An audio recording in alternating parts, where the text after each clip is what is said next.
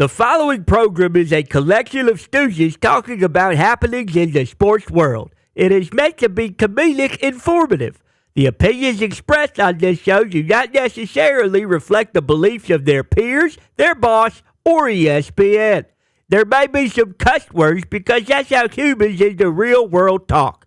If you are young, please seek permission before watching any further. Hey. Why? Let's go! This show stinks, and the fact that you listen, we are very, very thankful for. McAfee on the line with a gorgeous assist. The all-time leading tackler for the Green Bay Packers. You pig! Damn it! Be a friend, tell a friend something nice could change their life.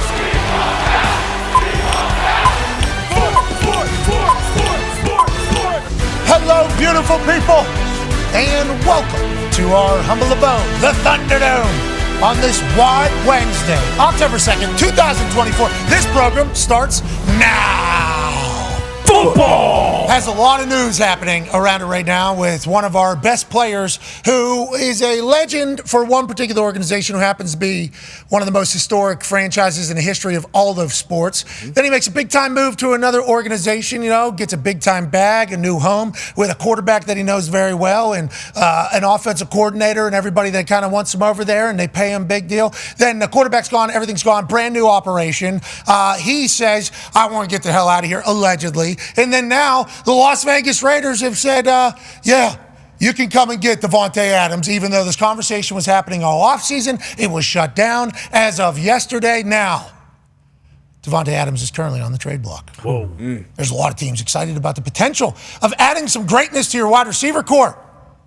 And there are some teams that are just mathematically out of the equation. There is some money that's going to be owed to Davante Adams over the next couple years. Now, 2025, 2026, non-guaranteed. So what does that mean? Well, it means that the Raiders still probably going to get a cap hit out of this thing, but also it means a new contract is going to have to come alongside of this particular trade. $13.5 million is what's due right now, and then like every game check, it goes down throughout the weeks. So if they were to wait for the deadline, which is November 5th, it would be $8.5 million owed to Davante Adams. Nonetheless, the next 2 years non-guaranteed. So this contract is basically done after these $13.5 million.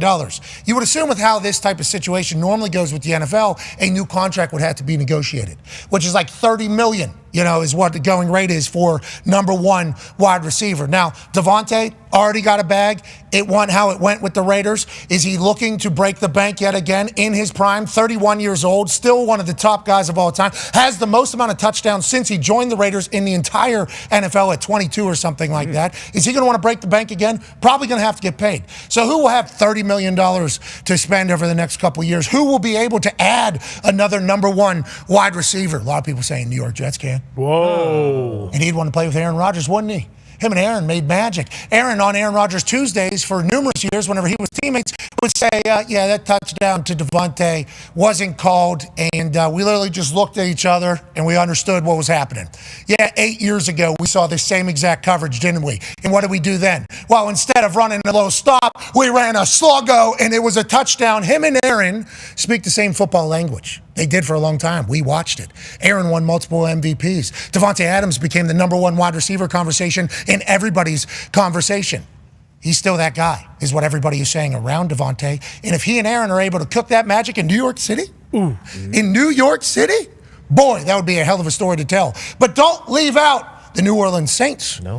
Coach Williams, who's a wide receiver coach down there, is actually his mentor, he has said, and his personal wide receiver coach. And also, his college roommate, Derek Carr, is the quarterback in a resurgence year for a Saints offense that is explosive. Now, those are the teams, allegedly, that Davante has expressed interest in. Those are two teams that the Raiders have allegedly, not just them, other teams as well, are open to trading Davante Adams to. We shall see how it unfolds. Everybody assumes the Kansas City Chiefs won't be in play because that's a division rival. I think that's probably a smart assumption. Tom Telesco, he formerly of the Chargers operation division, I don't think that'll ever happen. But Davante moving is electrifying. Huge. For everybody but Raiders fans. And I think behind the scenes, allegedly, this had been brewing for a while because Davante wanted a new contract. He's seen everybody else's contracts going bananas, and he goes, wait a minute, who's in the top three conversation every single, me, okay. Everybody else is getting paid. How come I'm not getting paid? Just like Jamar Chase was feeling the exact same way. He had 2 years left on his contract. In this particular setup of a contract, there's only 1 year left. Davante wanted money, allegedly, quietly behind closed doors. Then it kind of boiled into this season. Now, it is what it is with Antonio Pierce, the head coach of the Las Vegas Raiders, not even saying his name yesterday whenever he was addressing medical reports of him and Max Crosby. He goes, this is exactly how it goes. What are the plans with Max and Davante at practice this week, and is Michael Mayer back in the building? But Max and 17 all depends on where they're at health-wise. As of right now, status quo. Whoa. And Mike is still doing it personal. Okay, so didn't give away anything. Didn't say his name, though. Is that a little bit of a heat? We shall see. I'm excited to learn where he goes, how he goes, and what teams are inevitably interested. There's a 9-year NFL vet here, host of Everything DB, Good D, Bad D, Darius J. Butler. Yes, sir. D-Butch, Davante still Davante, has the ability to get open. He can literally, he can shake a tree if he had to. He is a phenomenal athlete, and everybody tries to learn from him. He still has it, 31 years old. Still got it. I said it yesterday a couple times. I think he's still in the prime of his career. The thing about being in the prime of your career at wide receiver, hopefully you have a quarterback that's in the prime of their career as well, and then a play caller that can also dial it up. You just need so many things to go right for you as a wide receiver, so I can understand the frustration from his part. Obviously something going on behind the scenes there with him and AP, not saying his name.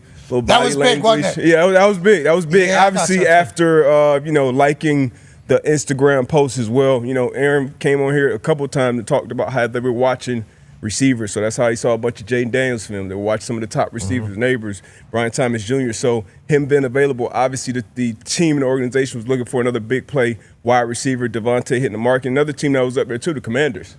You pair him up with Scary Terry with a young quarterback, Jaden Daniels, on a rookie quarterback deal, so you would expect him to have some money, mobility when it comes to the salary cap. I would love to see that with young Jaden Daniels, what he's doing in D.C. Cliff Kingsbury would love to see it as well. One half of the hammer, Dahn, Cowboys, AP, Tony's here. The Pittsburgh Steelers, we just mentioned 3 teams, okay? And there's been 2 teams that have come out publicly that Davante Adams is interested in. Sure. And are interested in him, in the Saints and the Jets. Pittsburgh Steelers, though, big-time conversation with Brandon Ayuk allegedly this offseason, even up to like a $30 million offer. So they already have that amount of money potentially ready to spend on the wide receiver position. But then people are also saying the Baltimore Ravens.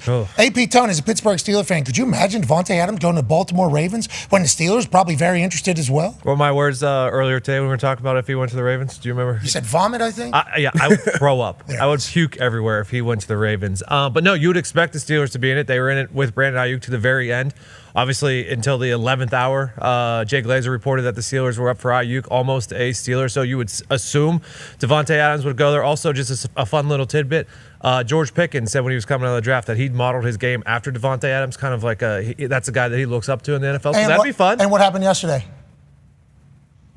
I think Davante followed George Pickens you're right. on Sorry. Instagram. Yep. Also, Cordero Patterson tweeted, "Hey, Davante needs to be a Steeler." So yeah, we're right back in it. Okay, but I just have a request. Any of the reporters that reported that Ayuk was going to be a Steeler, you're not allowed to report on this. Okay, we don't need to go through all that. I remember that whole Kennywood roller coaster ride. That was so much fun and engaging, just like every roller coaster in the history of Kennywood. For us outside of the Steelers fan base, I mean, it was he's on the team. There was like legitimate, credible journalism happening.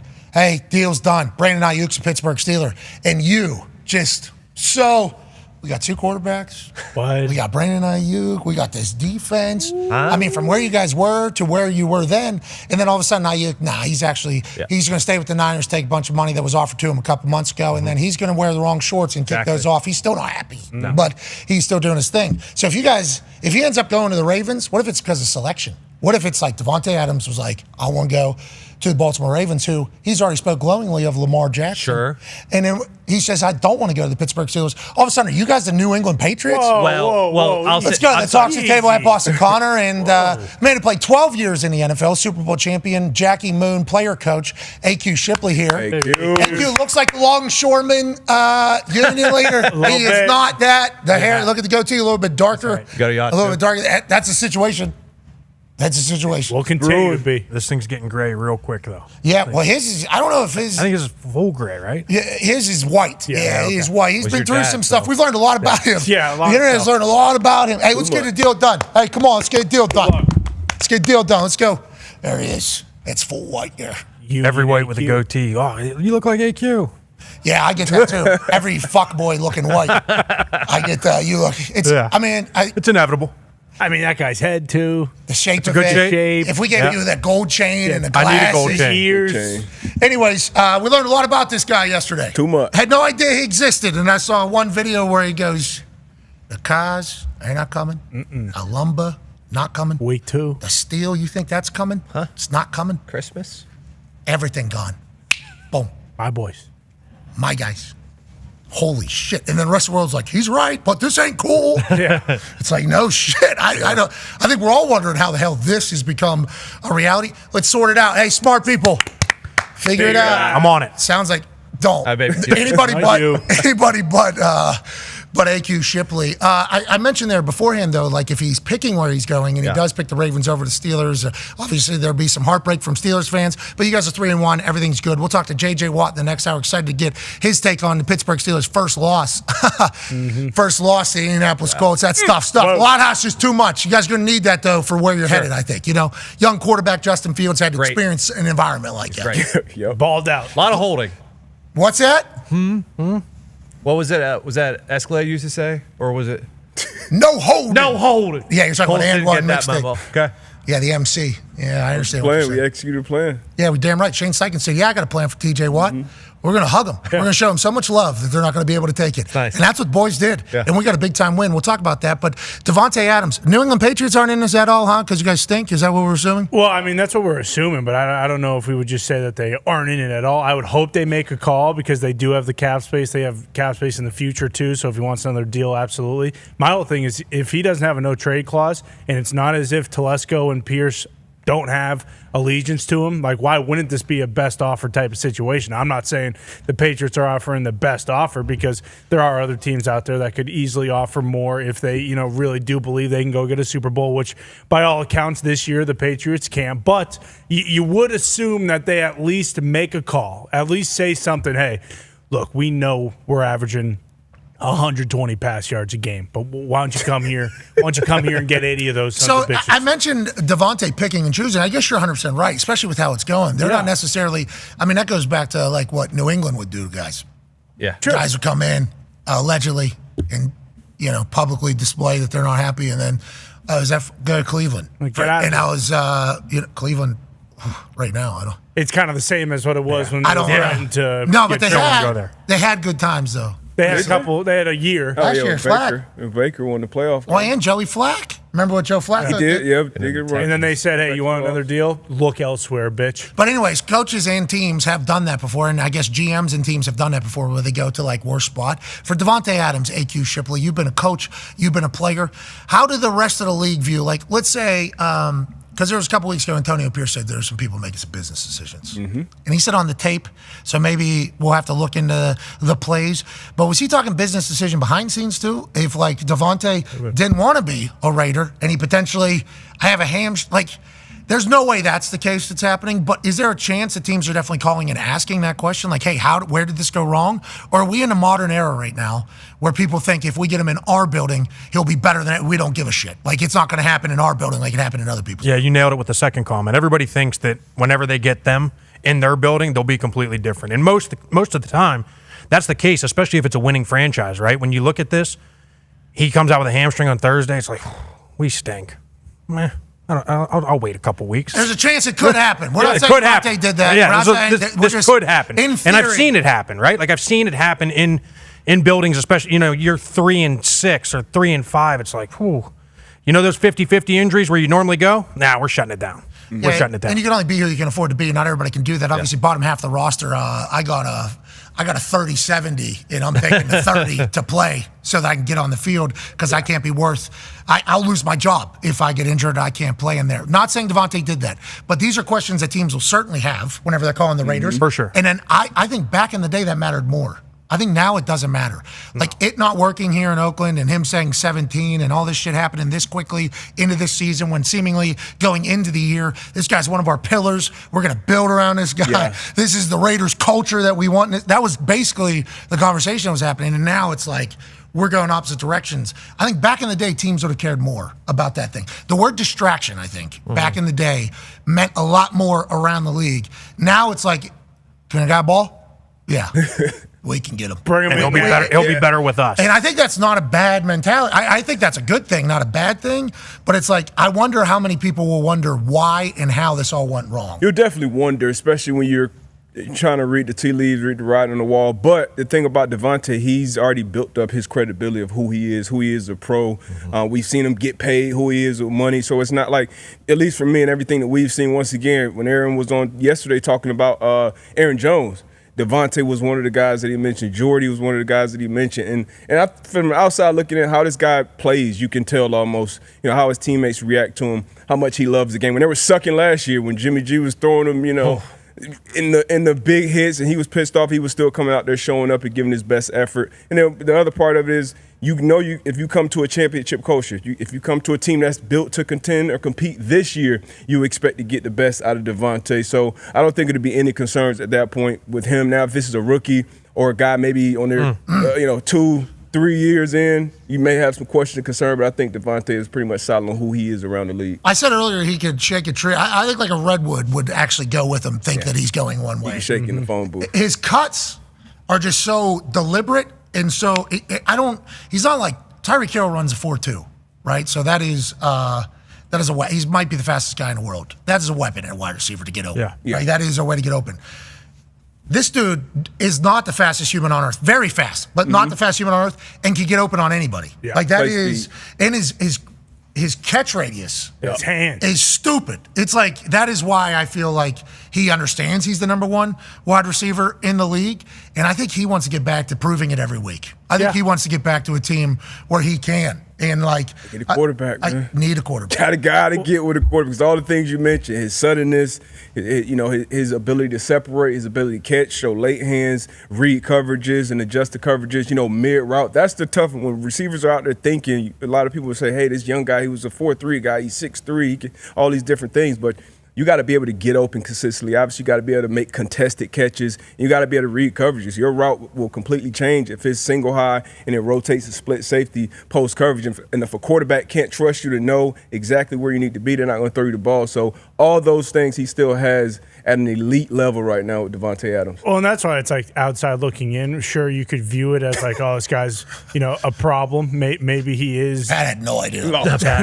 No clue. But maybe he is, being a distraction. But also, like, he went to Vegas for a couple reasons, and it's been 3 years he's played with 5 quarterbacks. He's had 2 head coaches. Like, there has to be some sort of idea that, hey, everywhere this guy's gone, everyone's praised him for how hard of a worker he is. He's been called the pillar of the franchises he's been a part of. Like, absolutely, distraction is one way to look at this, but also at a certain point, the guy is towards the end of his career. He hasn't been able to, play in a playoff game in a very long time. Yeah, compete for a Super Bowl. It's like, you can understand someone who what did he say last year? Or maybe it was this year. He's not going for stats. He's competing against greatness or whatever the sentiment was that he had when the whole Derek Carr thing was going down. So, like, if I'm any team that's either I guess any team in general, terrible, bottom of the league to one Colts. of these teams at the top. Colts, for instance, a not terrible team, not at the bottom, but why not have Davante Adams come to the Indianapolis Colts? That'd be fun. Anthony Richardson, allegedly day-to-day. That's good news. Is it? Okay. Because I thought in the middle of the game, that was potential real season. Take your time. Yeah, take your time. If it's a bruised hip, bone bruises. 6 to 8. What's that? He should take 6 to 8.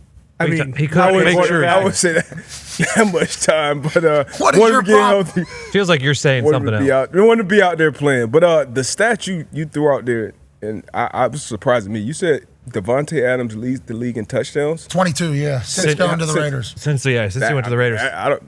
That's incredible. That's mind blowing. With the quarterbacks that he was with. Yeah, that's he had like crazy. 3 or 4 or something like that. I think like in a couple games. Like that's crazy. Yeah, he went bananas a few times. I was looking for the tweet. Killed the Colts. Yeah, all those highlights were against the Colts. I was watching the highlights. I saw Lucas Oil Stadium in the back. I'm like, I can't even see the players yet. I can only see the ball. What are we doing here? And then lo and behold, late hands grab. He saw it. Yeah, he's so good. Good luck out there, Davante.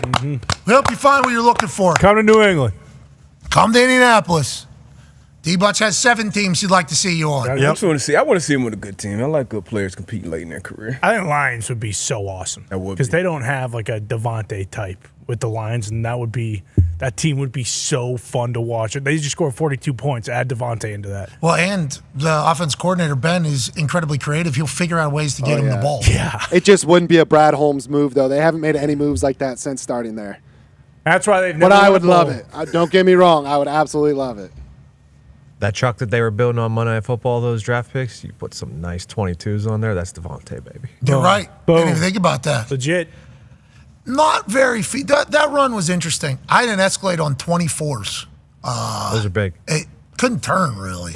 That was tough. They drive terrible. It was too. tough to turn. It did. A lot of straight roads in Indy. It did. Yeah, Don't but not hit like, a pothole. bingo. I drove from Indianapolis back to Pittsburgh in that Escalade on 24s. Got pulled over in Ohio, obviously. Of course. But that thing was just the whole time. It was like I was It's like riding a truck. bingo. It was like but a truck kind of has a little lean with a rock with it. You know, a little bounce. Yeah. Sure. That was just like we're rolling on those old wooden wheels they used to have. Yeah. That's kind of You had the low profile Yeah. tires. Yeah, those suck. It was so. But I mean, it looks so cool. It looks Blacked out awesome. completely. Yeah, I got pulled over for tint. The cop that pulled me over for tint whenever I had that car actually came up and said, "What's up to me at Lucas Oil Stadium this past weekend? You remember me?" No. I pulled you over for that tint on that Escalade you had with those 24s. Yep. He was like, "I gave you a warning though. I like what you're doing for the city," or something like that. Handshake. See you later. It was very nice of him. Thanks, man. But that tint was very dark. I mean, that car was the coolest of all time. Very inefficient. But to your point, if he doesn't have the player option of where the hell he's going to go, they're going to take best offer. Yeah. And then that contract's going to have to be done, or the next team doesn't care, I guess.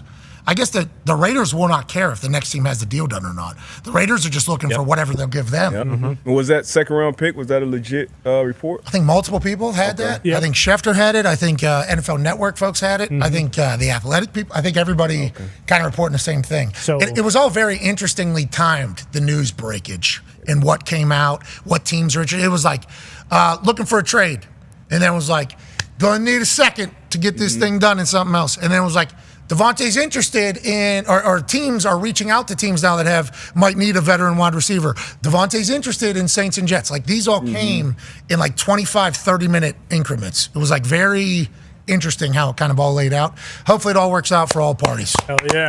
Antonio Pierce said, "Listen, you won't be a part of it. Get out." I'm not going to say his name. 1-7. Yeah, it doesn't feel like they're going to be like, okay, wherever Davante, at least Antonio Pierce, just, reading the tea leaves, be like, all right, whatever you want to go. Oh, you want to Tom go play? Telesco, Las Vegas Raiders football. How can I help you? And you guys trading Davante? 17? Yeah. Yeah, we're trading 17. 15 plus 2? Davante Adams? 17, yeah. We're trading 17. You guys won't even say his name? Nope.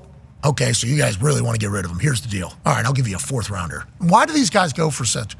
Like, Davante Adams for a second rounder seems weird to me. It's crazy. We talked about this earlier. Like, Randy won for what, a fourth or a third? Yeah. Yep. Crazy. From Oakland to New England, yeah. Which I forget, like, at the time, or that was like a Philly accent. At the time when that took place, fourth, I was so baffled. I'm like, Randy Moss is worth a fourth round pick? Yeah. And then people will trade, like, second rounders for rookies and like first rounders for like that have never played. It's like, what am I missing here? I think in this particular case, they're probably assuming nobody's going to give up a one and the new contract, right? So they're kind of setting the tone at like, hey, we will. It's not going to take a one is potentially what they're trying to get out there. I'm not 100% sure, but the contract on top of it is probably something that's scaring some people. Yeah, it's got to be the contract. It's Snead, too, right? Snead was the number one guy this offseason, and he got traded to Tennessee after getting the tag put on him by KC for like a second and a fourth as well. So if it's not the money, then I have no idea. It's crazy. I finally found the tweet that we looked at yesterday. Davante Adams, 23 receiving touchdowns, is tied with CeeDee Lamb for the most touchdown catches in the NFL since he joined the Raiders in 2022.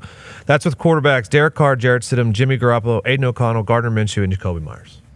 Guy's pretty good. Guy finds paint. Jeez. Guy finds the paint. He's going to do that for the Indianapolis Colts, and you guys watch. Nah, I think he wants to come to the Patriots. I actually saw something where he was like, man, there's no place cooler than New England. He loves Mayo.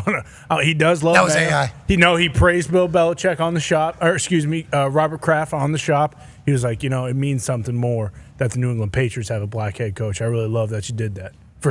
Actually said that. Was Robert Kraft on the shop with him? Maybe. It's in the back. Yes, he was there on the shop with him. Executive produced that one. No, he was on the shop with him. He was in a chair. In a chair on the shop. So that with means him. when they weren't filming, they were probably talking. Hey, you should come on over to New England. The Raiders are a shitty organization. Is that tampering? Seems like. No. Yeah, it sounds like crap. He wasn't recruiting. They were just chopping it up. Bob loves doing this. Oh, you're saying we're just two guests on shop. Yeah, this wasn't owner Robert Kraft. This was Bobby Kraft. This is Bobo. Yeah, Well, I saw it last year when the Raiders did play the Steelers that Tomlin and Davante had a sweet dap up. So yeah. Was that tampering? Colts haven't done anything. I saw Kyler Murray Colts had a just gave him conversation 4 with him in the touchdowns. offseason. What's Really? that? Kyler Murray had a conversation with him in the off. He's going to the desert. Tampering. That is tampering. Yeah, because he's a player. He can't say that. Connor and I can say stuff. No, you're tampering. You're an AP You're voter. definitely You Oh, they can't worked out. wait. Yeah. I can say anything. I'm an idiot. No, you can't because you just gave away that there was tampering happening on the set of the shop. No, that wasn't. That was a conversation. Which I would like to reiterate my point. Colts have done nothing. We just let them score a bunch of touchdowns. So we didn't tamper at all. But that kind of maybe that is their tampering. No, Like, we hey, rolled out the red carpet. Sorry about it. Here's all the touchdowns you need for a season incentive. If Joe Flacco starts this next game, that's tampered. Yeah. Plus, that's an old red carpet because you guys got coconut husk now. Oh, you imagine them routes in that coconut husk? Speaking of, oh my God, Jordan Cleese. Imagine the DBs on the coconut husk. They never felt the coconut. Can you taste it when you play? You can smell it. Okay. You can smell it when It's you're like there. You know what it coconut smells water. like? A dream, because you're in heaven, pal. That's a lot house. True. But anyways, it is a slippy track, I do believe. So if Davante was able to make that his home, which he probably will, the weaponization of the coconut husk that he will have on DBs across the NFL will be terrorizing. Was the coconut husk there for the combine? Because is Xavier Worthy's 40 time even the fastest ever if it was coconut husk versus rubber? That is a good question. Great I question. don't know when they put in the coconut husk. I do not know because, I mean, we do have to start looking into what were Pebbles Diner. Why did they go with coconut? How did that even? So dumb. I appreciate the fact that somebody had a shit ton of coconuts and was sick of having all the outside, all the, what do we need to do with this? We've got to recycle this somehow. What are we going to do with it? Got to be better than rubber pellets, right? And then they just saw them up and say to the Colts, hey, $100 million, we'll put all this coconut husk in there. And like, deal, save the world. Jim must have had like some coconut water. He was like, "What the hell is in this thing?" Could you imagine the speed you could have? Jim was actually he was on his ATV. Yeah. And Jim? Yeah. Jim was on his ATV. I think this is what happened. Maybe a year or two ago, 2 years ago. Yeah. He was on it, and he went on like a coconut road. Oh. You know how they have like a brick road? Like gravel, yeah. He went on a coconut road on his and it hit that thing like Sonic. He got faster. And he's like, whoa, whoa, whoa, whoa, What's this? whoa. Man, Coconut they are on this thing? And that's what he thought to himself. He said, I need the boys running on this thing. As if this is doing, flying.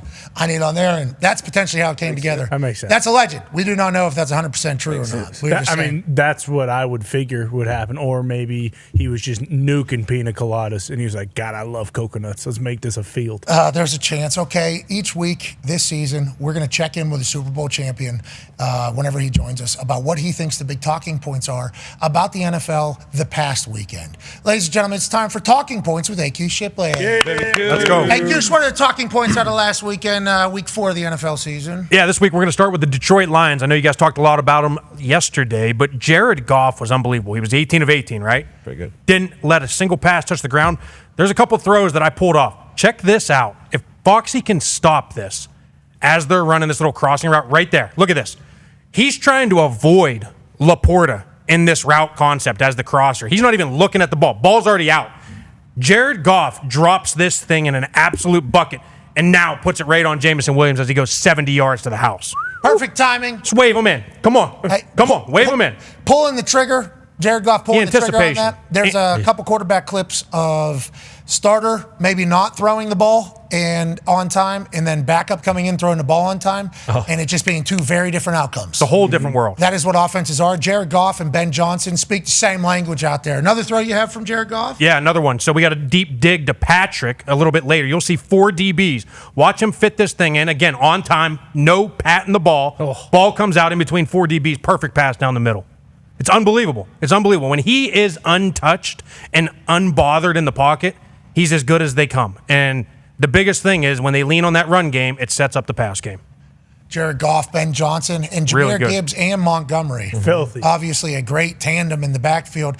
Montgomery is tough to tackle. An absolute beast. And then when you want a little speed, you put Gibbs in, and then you want an explosive, you got JMO. They literally have it all. When they are on time like that, to AQ's point, I think they're unstoppable. Gibbs looked awesome in the camera celebration, too. Yeah, he's great. Dance. They have some good sellies. The whole team does. Yeah, good moxie up there. Oh, yeah, with MCDC. What's that? It starts with MCDC. Yeah, MCDC, obviously we've seen him at Applebee's. He can really do whatever, whenever, however, wherever. And that's the thing. I think whenever your team takes on the identity of the head coach said we're going to be tough, seemingly we're going to be confident, and we're just going to play ball aggressive. And it's like everybody they have on that team seems to buy in or fit perfectly. Yep. And that's why the graphic about all the draft picks, it's like they had a vision, they had a plan, they've stuck to it, and it has worked. And those wideouts, they love to block. That changes everything in the run game, so that's great too. What's the second talking point we need to be chit-chatting about, AQ? Let's stay in the NFC North. Sam Darnold, listen, he's got he's been unbelievable this year, but listen, he is comfortable. He's in the same system now for a second year in a row.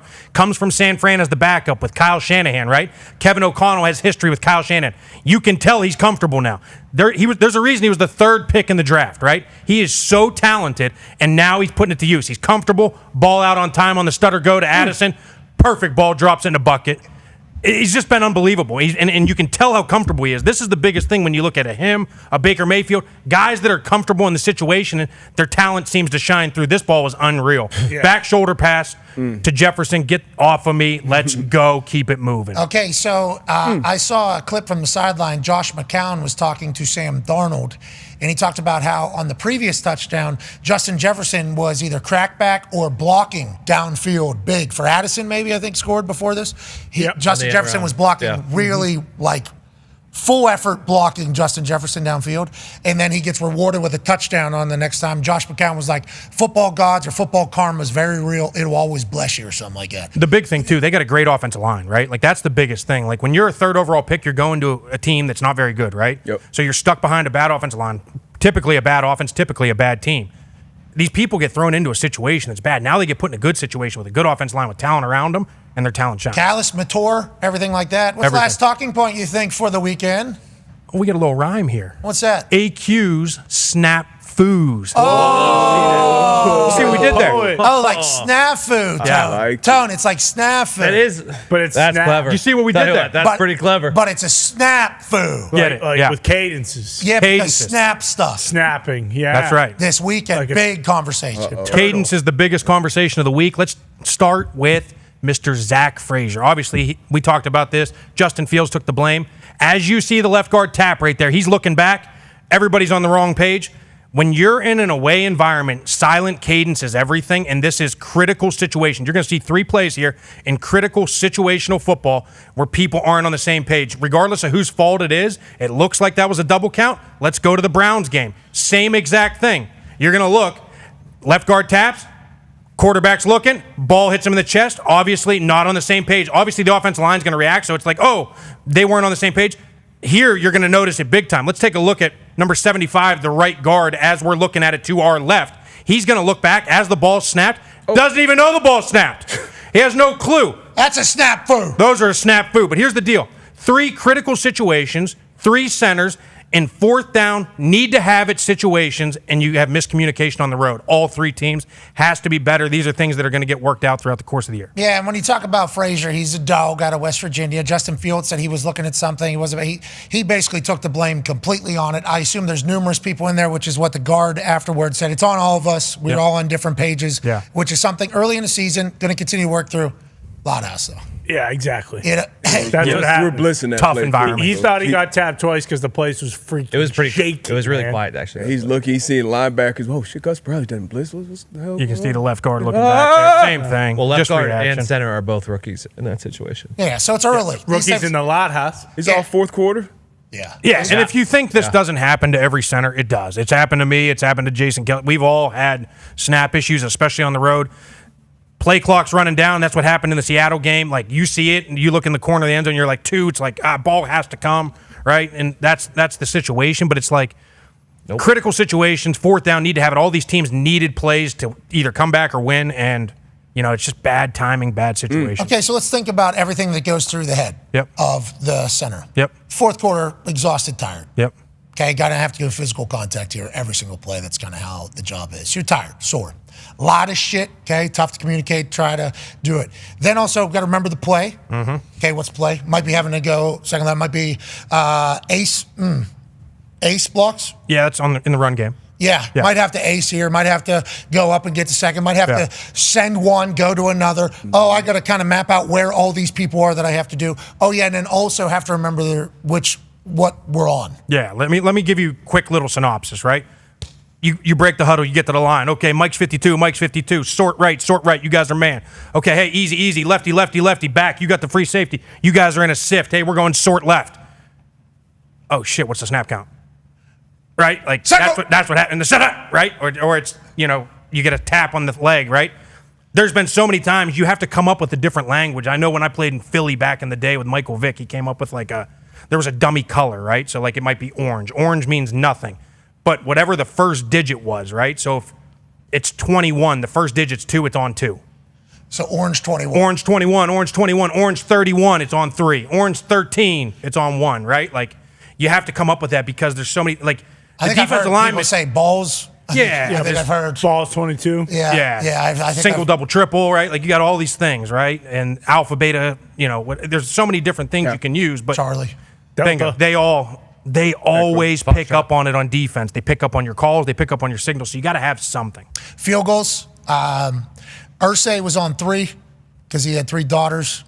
Love it. We had a couple that were just ridiculous, but we did hard count on field goals. We got people too. I felt very good about it. And they even tried to change rules so that we couldn't do it. It was like head can't move forward at all.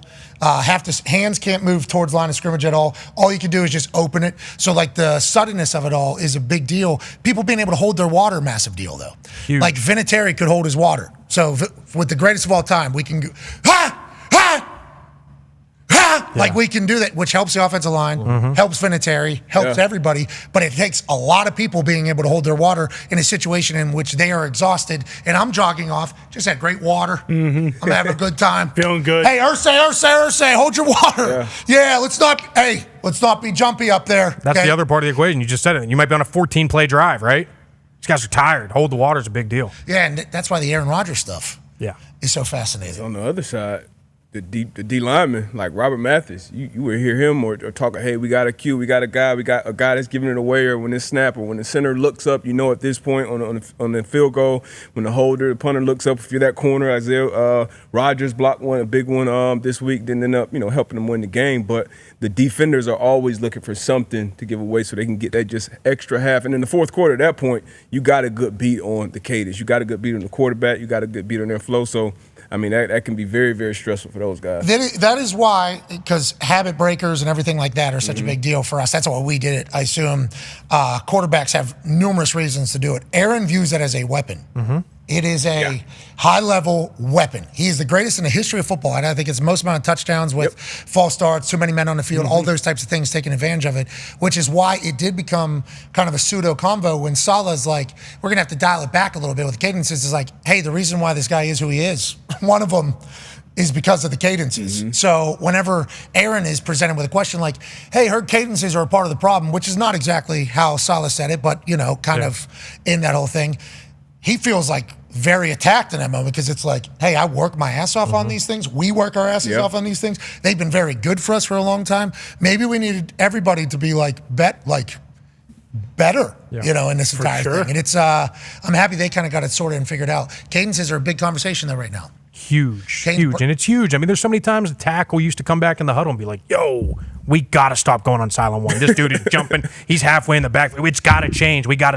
It could even be a silent hold, right? So you do the silent hold for half a second, then get it, because now they're offsides, right? Like, those things are huge. Yeah, there's been a couple offensive linemen who have, before field goal, said, we're not doing any of this shit. All right. Fair. On one. Sounds good. All right, here we go. I ain't got time to be in my fucking stance down there for that long. Right. I'm tired, okay? And this guy's about to run me over. Guy anyway. Not doing your whole song and dance. Got it. Sure. Got it. All right, you got it.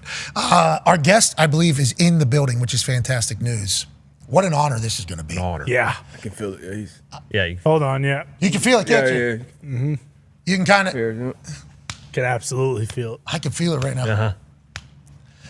Ladies and gentlemen, Bad Blood is this weekend. Royal Rumble pre-sale, which is happening here in Indianapolis, starts on November 15th. And on this day, October 2nd, 2024, we have the undisputed WWE Champion, the American Nightmare, Cody Rhodes! Wrestling has been one royal family. Crowd's here. Everybody's here.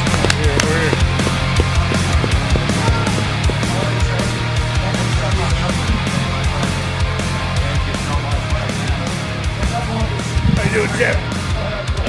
What's up, brother? How are you? Good to see you.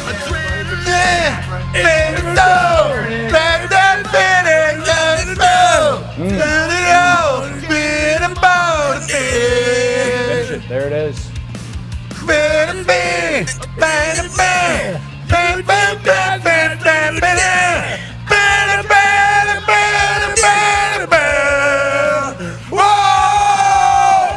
What about it? Huh? Hell yeah. Did it feel like you were in an arena there? Oh my gosh.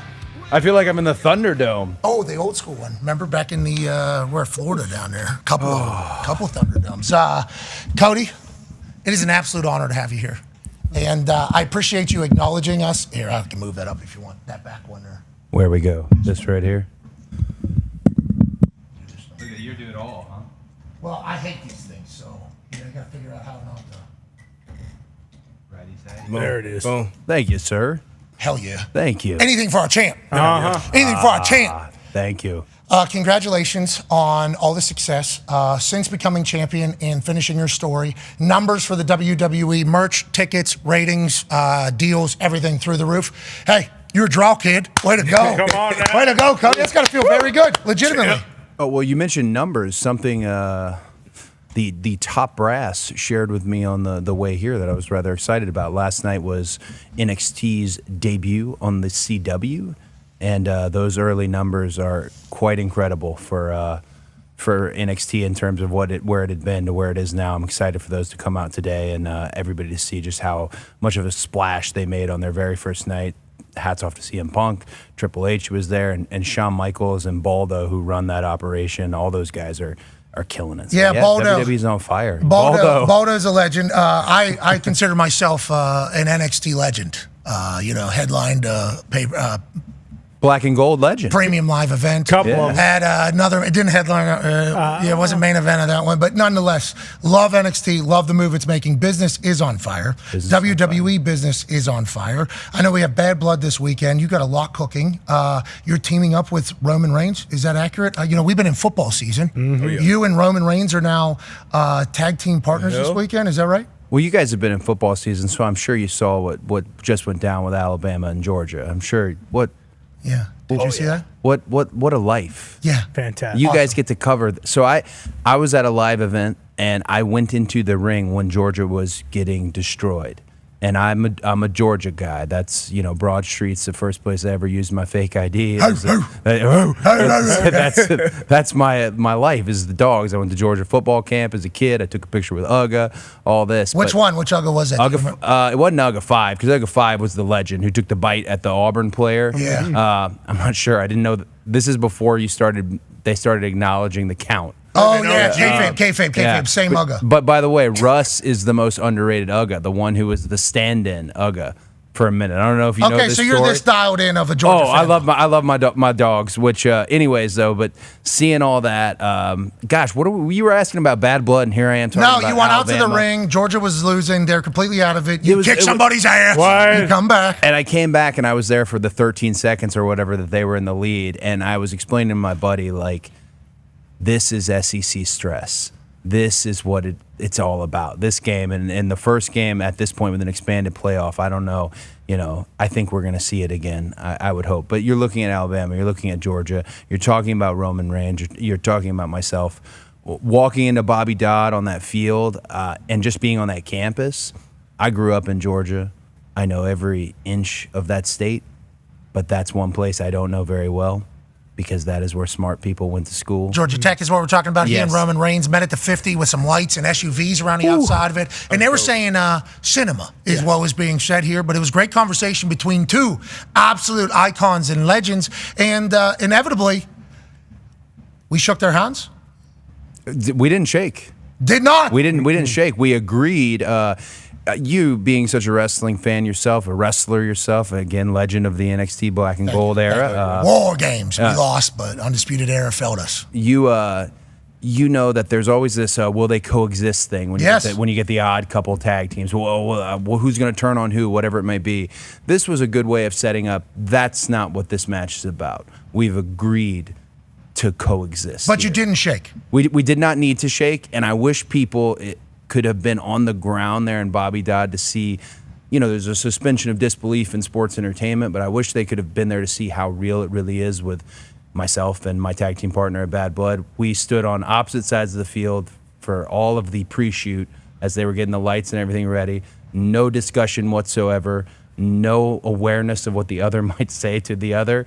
And we just walked across the field, met at the 50, ran it straight through, and hats off to Mr. Heyman, JB, and Rob Fee, because they put this thing together in such a cinematic way. It should have got credits. It was really, Adam Panucci in The Office really came out unique. Yeah. Yeah, and at the end, you guys were going to coexist to take out the people that we both hate. You hate them, right? Yeah, You can, I was expecting. I'm OTC. The last time I was here, everybody was doing the bit. And we want to pay our respects, obviously, to the champion for how good of a job you have done. Obviously, we are acknowledging, but we are OTC. We are OTC fans, and to see you both on the same side is nice because now we can. Yeah, you really got that song down, huh? I don't know the lyrics. It's tough. So 99% of the audience doesn't know the lyrics. Okay. They just rock out until the one part. And which part's that? Just the whoa. Oh, just the whoa. Whoa. It's at the end of the night when I make the rounds and we do stay after the cameras are down, autographs and pictures and stuff. I wish they would play any song other than that song. Because they play it over and over and over to the point where it's just too many woes. It's too many woes. And it's a lot of bang. Yeah, you're gonna OD on the woes at this point. Too many. But yeah. Okay, so let's talk about what you're doing after the shows. That's old school, That's I've heard stories about that type of thing, the champion and what the pressure of being the champion is and representing the company and the business. There's legendary tales of Stone Cold Steve Austin after the show goes off the air. He has beers in the middle of the ring with a microphone and puts on a show to the house that came in and helped us put on a wonderful show to the worldwide audience. And it's only going to be growing with the Netflix thing and everything like that. You have been that guy for the WWE even before you got the championship, staying afterwards, shaking everybody's hands, signing absolutely everything, literally for hours and hours and hours after the show. And at the beginning of your it says there's more than one wrestling royalty family, royal wrestling. Right? What is it? Wrestling is more than one royal. Yeah, you get it. The whole thing. You literally come from. You feel like you're an old school dude? Do you feel like that is the case? I feel. I don't know. It's really popular to be old school anymore, but I feel very much. It's just I have to be old school. I was raised in the business. My dad never smartened me up to anything. I just watched it and half-assed kind of figured out what was going on, and things like you're talking about. Rhea Ripley does those things as well. Damian Priest. They're also people who like to engage because when the lights go down and the cameras are off, it's just as important what we do then versus when we're on in the moment. And right now, you're talking about this record business that WWE is doing.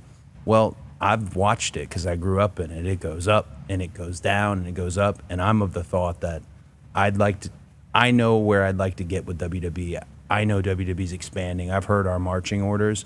So that stuff we do at the end of the night it really should be mandatory. And for me, it feels like it's part of it because it's a way to reach across, connect with people, have that real moment with them, let them know I'm your guy, I'm your girl, whatever. And WWE has a really good thing when it comes to the live events, live TV is about just making sure that everybody leaves extremely happy. Prime example, CM Punk, really outdid me in the gifts department. He bought pizza for all of Allstate Arena last night. All of Allstate Arena. I can't imagine the pizza bill Whoa, jeez. That's a good play, Punk. Smart That's man. a good baby. I mean, buying pizza for the entire arena. That's a baby face, and it should challenge everybody else, myself included.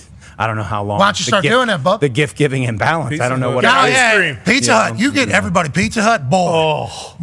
They'll go You're to over war. forever. You're locked in. They're definitely coming back. No, that was a very nice gesture of CM Punk to do so. He set the bar high. Yeah, he did. And you will live up to it. We know that. That's what you've been doing your entire time as the champion with the WWE. Connor has a question. So how do you feel about like where it is going? Kind of like the new school with the Netflix and everything. Obviously, Raw just went back, or they are going back to 2 hours. They just did their last 3-hour show Monday. But what do you think the Netflix is going to kind of change in the WWE, and how do the other superstars and yourself feel about it? Are you guys excited, or what is kind of the vibe going into the whole Netflix thing? I think the locker room is through the roof morale-wise in terms of going to Netflix. When we all have it. We all watch Netflix and love it. But the idea of the streaming era, truthfully, WWE in the past was actually always a little bit ahead of the curve in terms of banking content. And first it was 24/7 on demand, then it was the network, and now Peacock is everything. But Netflix is going to be huge for us. When I say expanding and I say where we're going, and I think certain individuals in the locker room, some of the champions, some of the top guys and girls know this as well.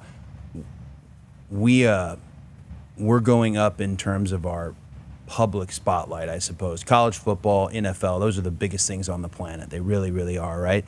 We're moving up and trying to get in that air. And if you know anything about what we're doing, we're not far off. And Netflix, I think, is definitely a big part of that. This is a huge deal for Netflix. It's a huge deal for WWE. I'm just excited that we get to kind of ride this new wave. And Raw being 2 hours again, the content being perhaps tailored a little differently. What you saw with Roman and I in that package, that might be a direction the industry is going. And being old school, you mentioned being old school, those things used to, not for me. Many movies and things of that nature. Years and years and years ago, people can remember this. My dad had produced something for WCW called White Castle of Fear. There's helicopters, and Sting went to the mountains to meet Vader, and there was like little people and turkey legs, and it was just this crazy scene, heavily panned by the audience, to the point where I just thought maybe that's not ever going to be our world. We're never going to have that Throw it out! That cinema. And then I saw this and I thought, wow, especially with what Mr. Heyman did with it and Adam Panucci, I thought, wow, like this might be a little bit more of what the direction, because we didn't play it silly. It wasn't spooky or anything of that nature. This was straight up two guys who really sincerely feel this way about each other, having a conversation. Let's capture it. Anything to tell the story, I think, is good news, especially in the modern era, especially with how many different places you can get content. Like some things are meant for social media, some video ideas, which WWE is ahead of everywhere. Yep. They are very focused on social and on digital. Then on the linear television show, okay, what are some stuff that's tailored for that? And then your shit with Roman works everywhere because you're Cody Rhodes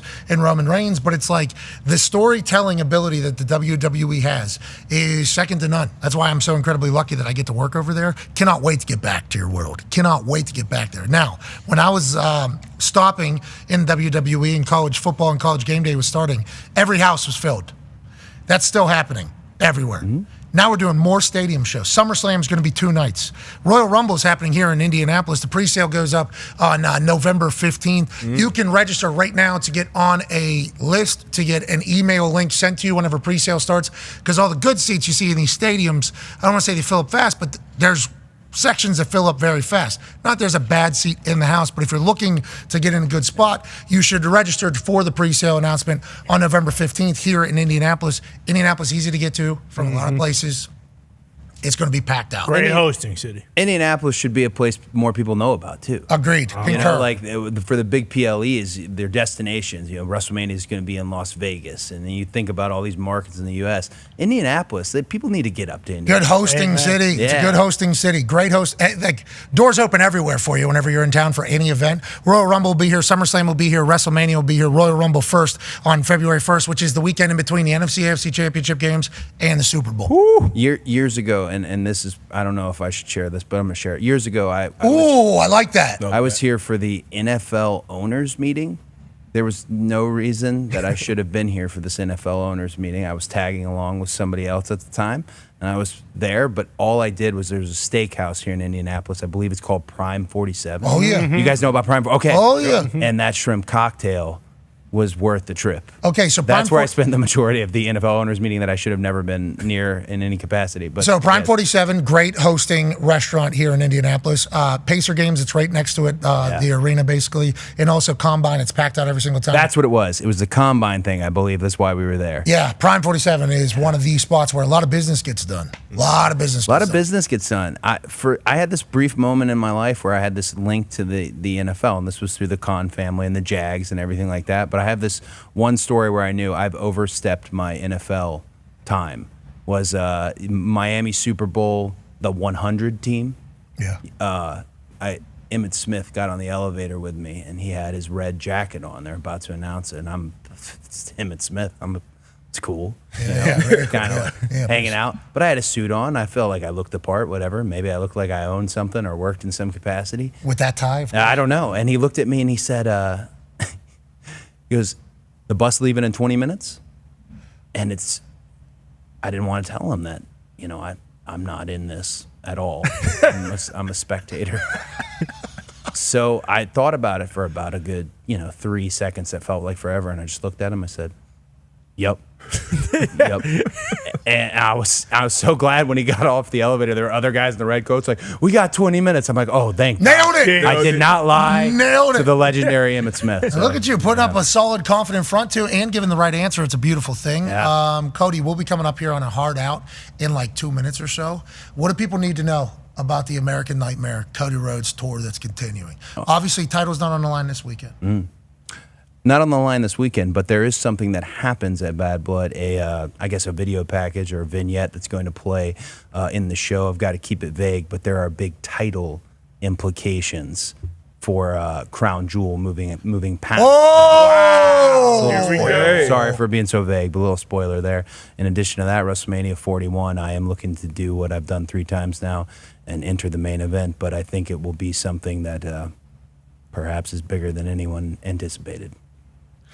I wish we had more time.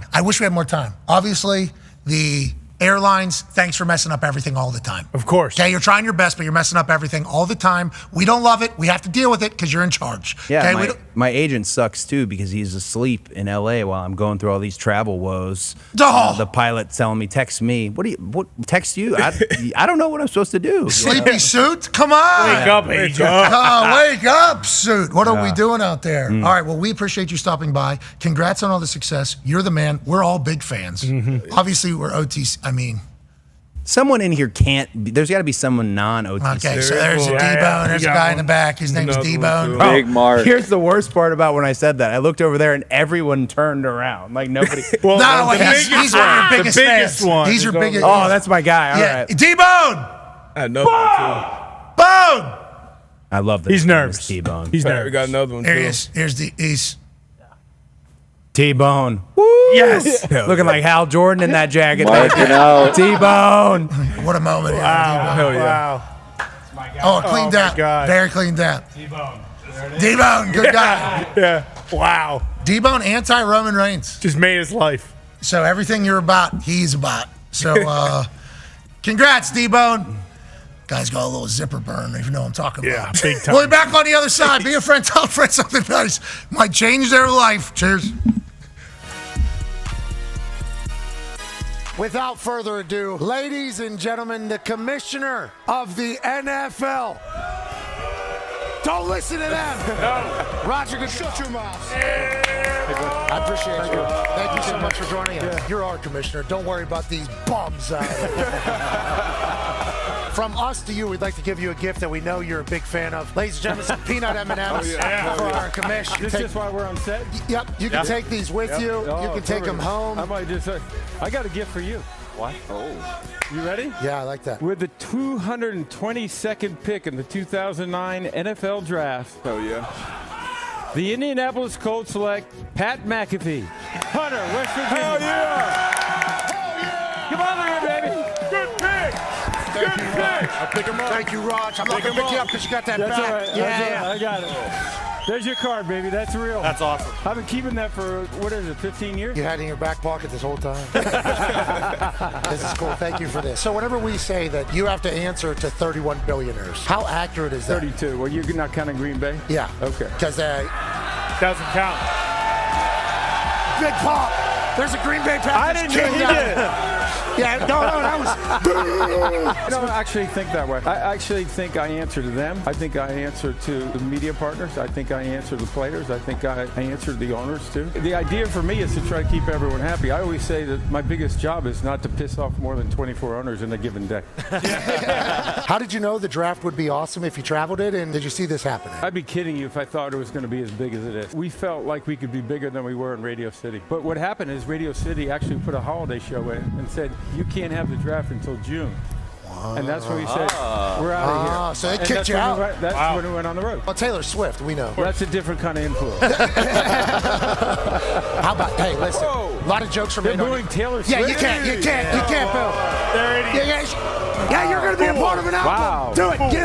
Get a little louder. She is going to cook you. A lot of the internet was saying Roger Goodell was sitting at home through the moon about this. Well, they thought it was part of the script. Yes, then you went talk to her. There it is. Is there a thought of adding another one, maybe adding another bye week, or are we good at 17 right now? Well, I think we're good at 17 now, but listen, we're looking at how we continue. I'm not a fan of the preseason.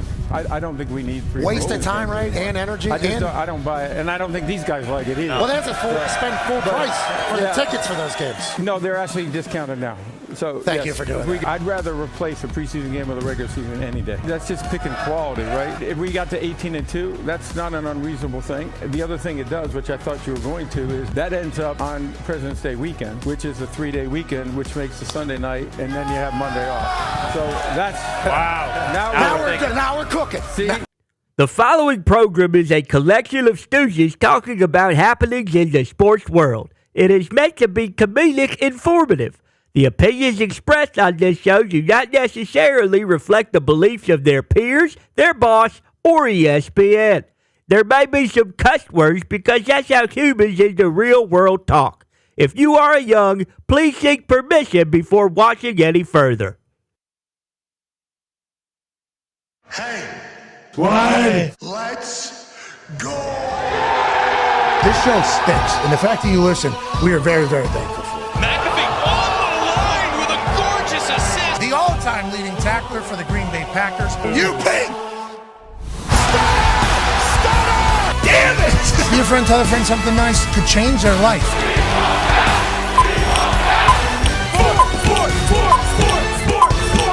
Hello, beautiful people. Hey, see you soon. Good work out there, Bob. Welcome back to our humble abode, the Thunderdome, on this Wednesday, October 2nd, 2024. Hour 2 of the program starts now. Football is fantastic. We just got a chance to chat with the undisputed WWE champion, the American Nightmare, Cody Rhodes. Stud. Alongside Cody Rhodes is a team of people from WWE that I haven't seen in a while. Great to see them. I love that company. I love those people. Even old Suit that just walked out there. We've known him for a while. Good guy. He was at a couple companies beforehand that we've crossed paths with. Always been an incredibly hard worker. Chris Legento made an appearance here in the Thunderdome. Holy shit, what a dream for us. Incredible. Isn't that crazy? Always a pleasure. Wow, his hair just looks even younger, out of nowhere. It's a phenomenal thing. Congrats, Cody Rhodes, being awesome. Thank you, Cody. Oh, yeah, Cody. The Toxic Table is here at Boston Connor and AQ Shipley. AQ, good to see you, pal. Great to see you. Hey, big football news happening at all times. Thankful that you're stopping by every single Wednesday. One half of the Hammer, Dahn. Cowboys, AP Tone is here. 9-year NFL vet, Darius J. Butler is here. Sir. And joining us now is a man who probably has a little bit more inside information on what's taking place around this Raiders wide receiver trade controversy taking place.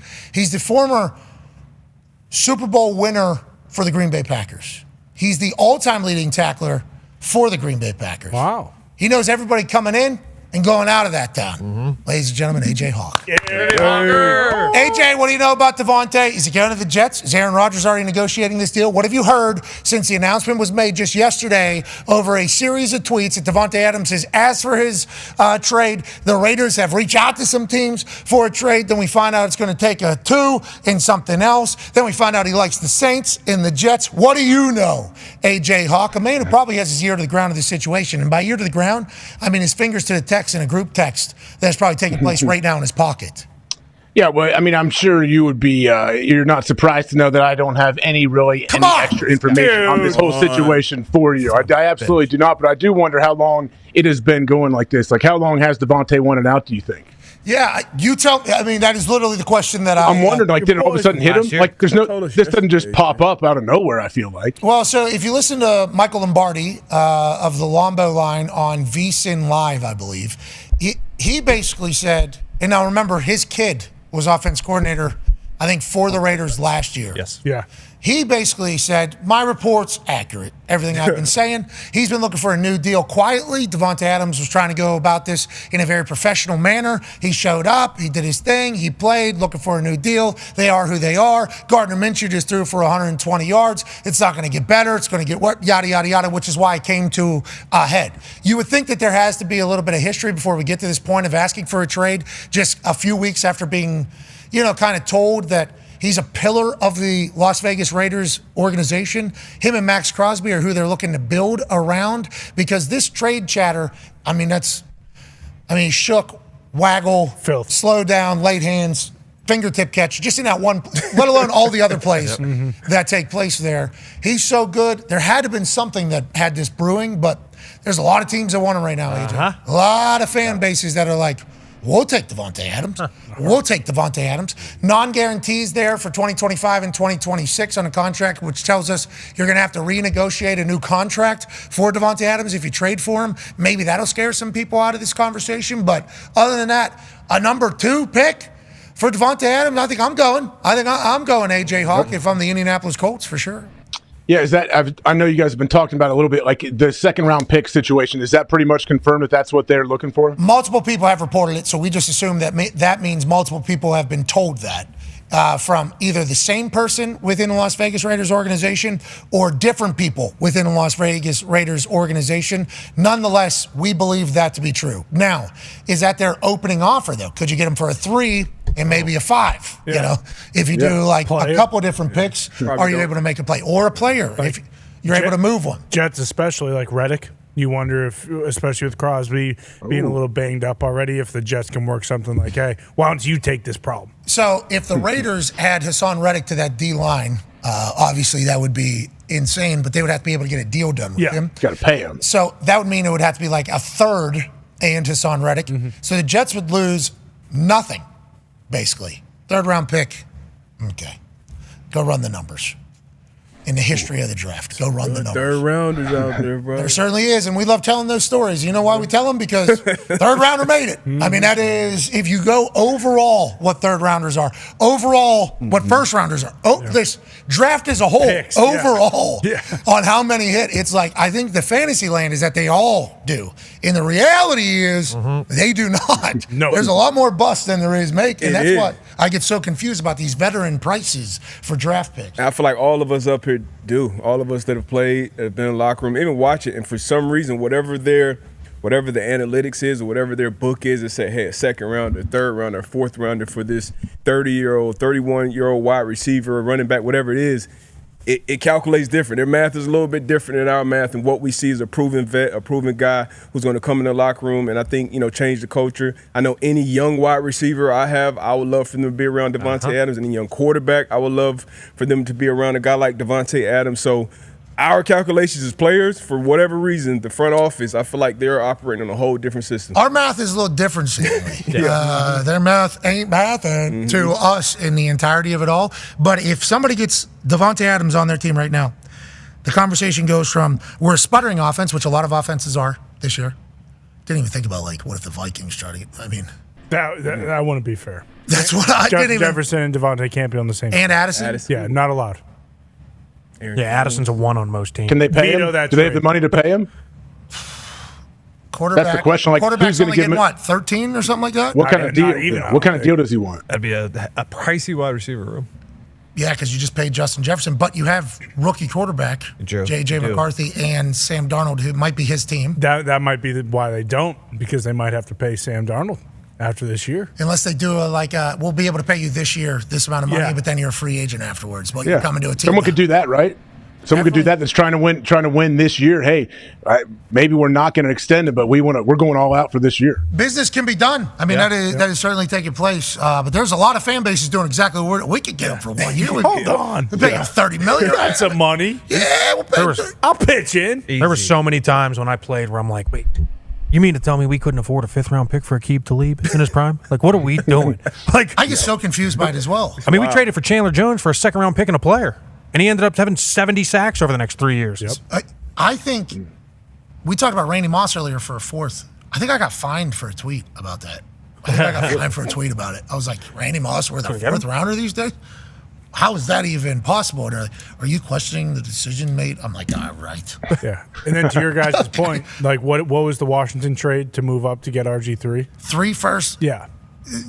3 firsts, right? That year and then the next 2 years. Yeah. 1st round pick. And then I think something else. Think about the Ricky Williams deal. Whenever he came out, it was like they gave up like all the draft. Yeah, they gave everything. They gave everything up. And that's strictly because of potential. But the potential is you hope that they become Davante. Yeah.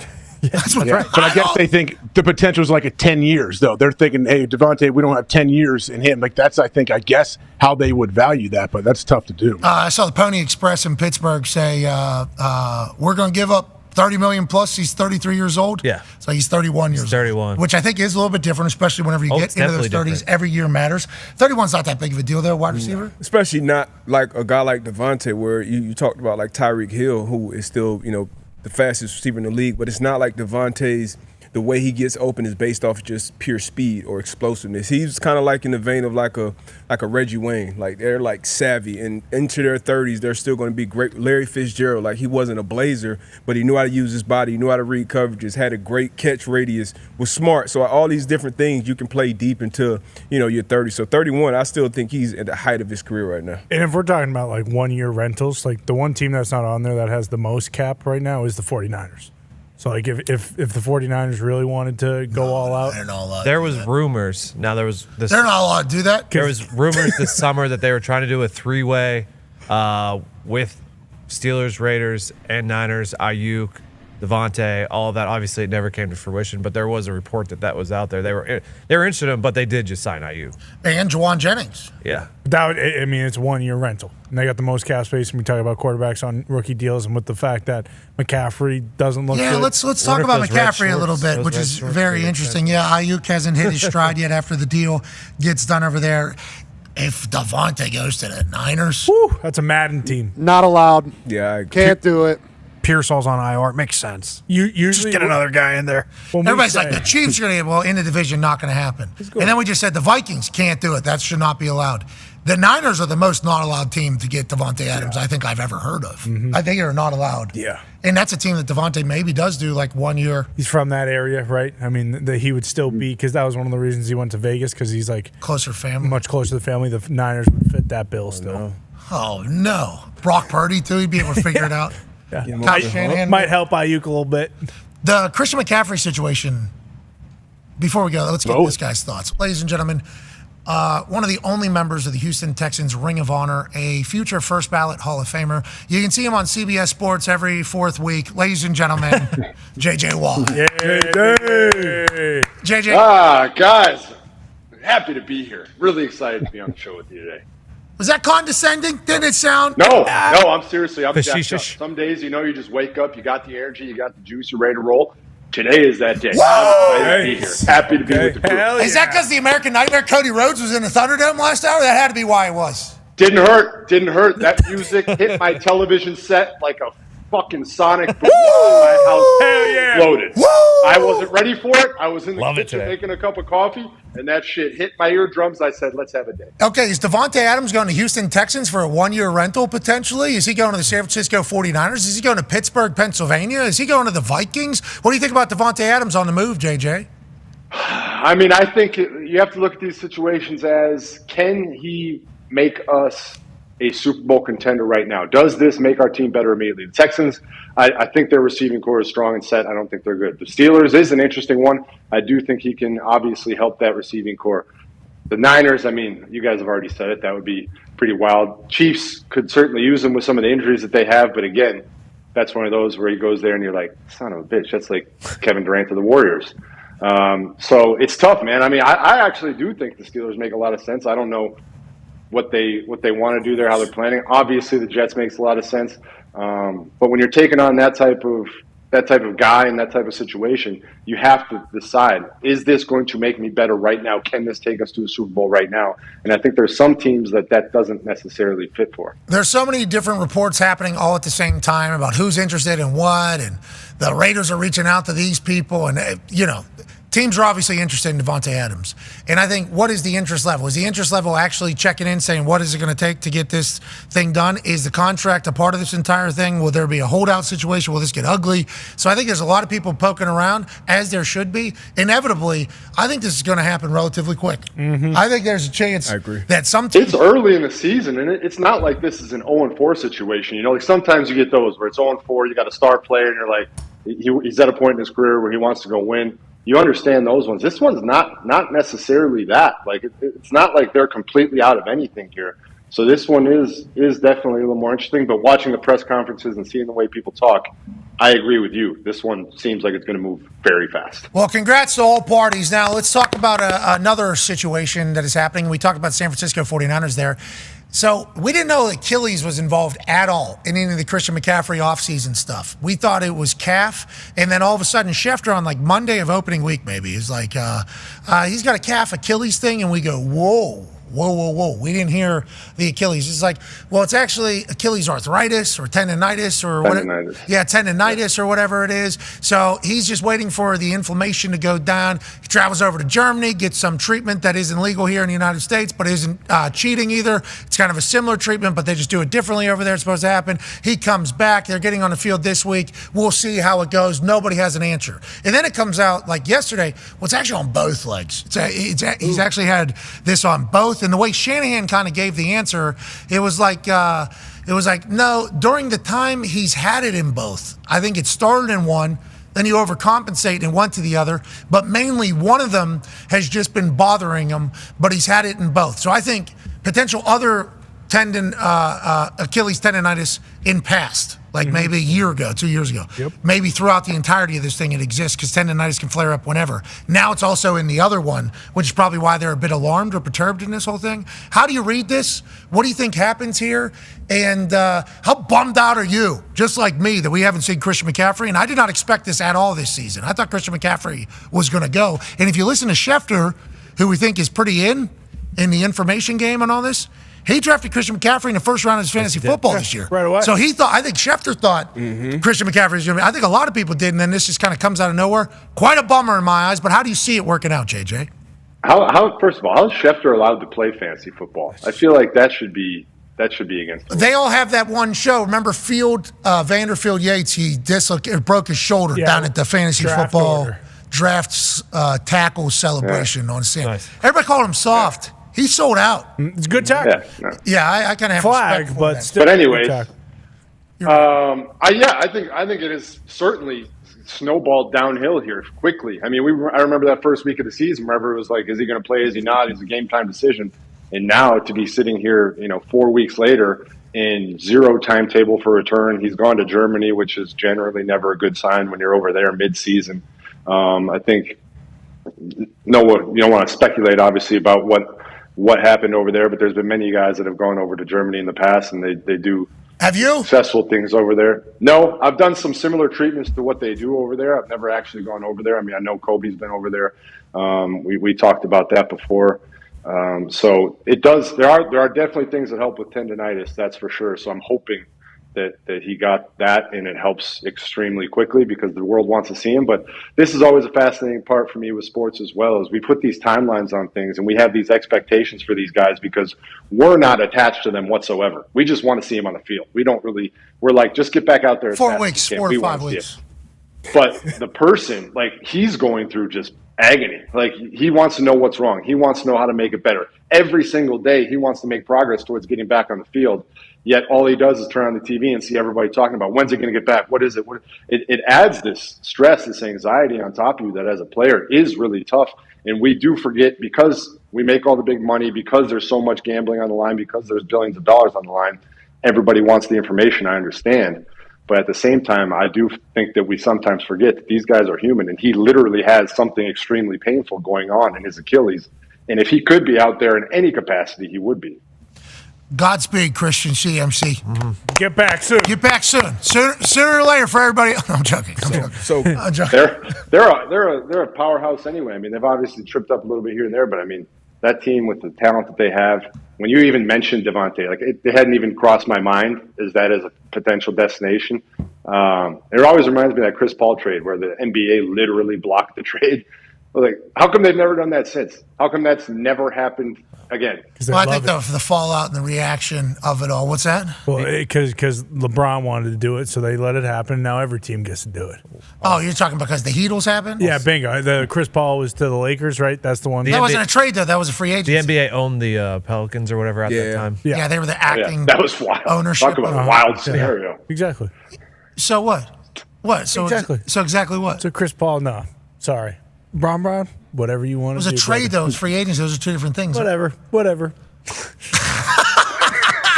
Don't care. You're the best. Go ahead. A little side. Whatever. Yeah. Okay. Yeah, I'm sure they weren't cooking the books for LeBron again. Okay. Chris Paul with San Antonio, by the way, is take their over. He's going to get it. I know who the ball is supposed to be going to here. Yeah. And he's going to tell everybody else who it's supposed to be going to. Yeah, and he's not going to take any shit. No. He is not going to take. Go ahead, AJ. JJ, yesterday we had Aaron Rodgers on. He talked about his whole cadence situation. Seemed to clear the air. He and Salah are doing great. They hug, especially in the locker room. Hopefully on the field, the hugs get better for all of us to see, I guess, or more. They're both in on it as much. But what do you, from playing against that cadence that Aaron has, can you describe what it's like and what kind of weapon that is for an offense? Yeah, I heard AQ talking earlier about it. He had some great insight on it, and I agree. Aaron's cadence is very difficult to play against. I think the cadence is one of the most underutilized things in the National Football League, and when somebody uses it properly, it is a very legitimate weapon. So I don't think that he should ever back it down because it truly can get you extra first downs, extra yards, extra opportunities. I mean, everybody knows he's the best at getting guys to jump off sides and then taking a deep shot down the field. And why not? It's a deep ball. You have a chance to connect on it. But the thing that Aaron does so well, and it is difficult, AQ obviously can speak to this, everybody has to be on the same page. There's so much information that they have, but if you do it right, Aaron's is like chaos. He goes up to the line, and it always sounds the same, but he could do it on 3, he could do it on 4. Like most guys have, it's on 1 or it's on 2, and that's about all they can handle mentally and all the offensive line can handle mentally. Let's be honest here. We're not dealing with rocket sciences. Yeah, we got to keep it. We got to keep it pretty simple. But Aaron's, he'll go on 4, and they all sound the same as 1. And most guys, if they're going on 2, you can tell. It's like a hard 1, and then the second one, or they're always the same. And generally, their offensive line knows that he likes this enough that they aren't tipping each other off. Like AQ was speaking about earlier, offensive line always has that little, hold your water or Jeter because it's on 2 or something like that. Aaron's guys generally in the past, at least when I've played him, haven't really given it away. So it completely negates your ability to get a good jump on a pass rush, and it can give you a few extra plays a game, free plays. Yeah, it's one of the things that separates him, I think. That is literally a part of his game. His accuracy, his ability to read the defense, and then also his cadence is what people attribute to him. And I think other quarterbacks ask him about the cadence. I feel like it's one of his things. So whenever it was kind of presented in that press conference, hey, well, you're maybe the greatest all time, Matt. We're going to have to slow that thing down a little. And then he's it's like telling a pitcher, your fastball is too fast, man. Just catcher can't catch up to knock it down. Yeah. No, well, get a new fucking catcher, man. I don't know. Exactly. That is kind of what his answer was. But for AQ, an interesting conversation I'd love to have with him is, he was talking about the offensive line, ace blocks. You come up to the line, and they have to kind of remind each other of everything. For me, as a vet, the further you go, the more you can pick up on those and use them. Earlier in your career, you just got to focus on your job. I just need to worry about what I have to do. But as you go later, those guys start talking.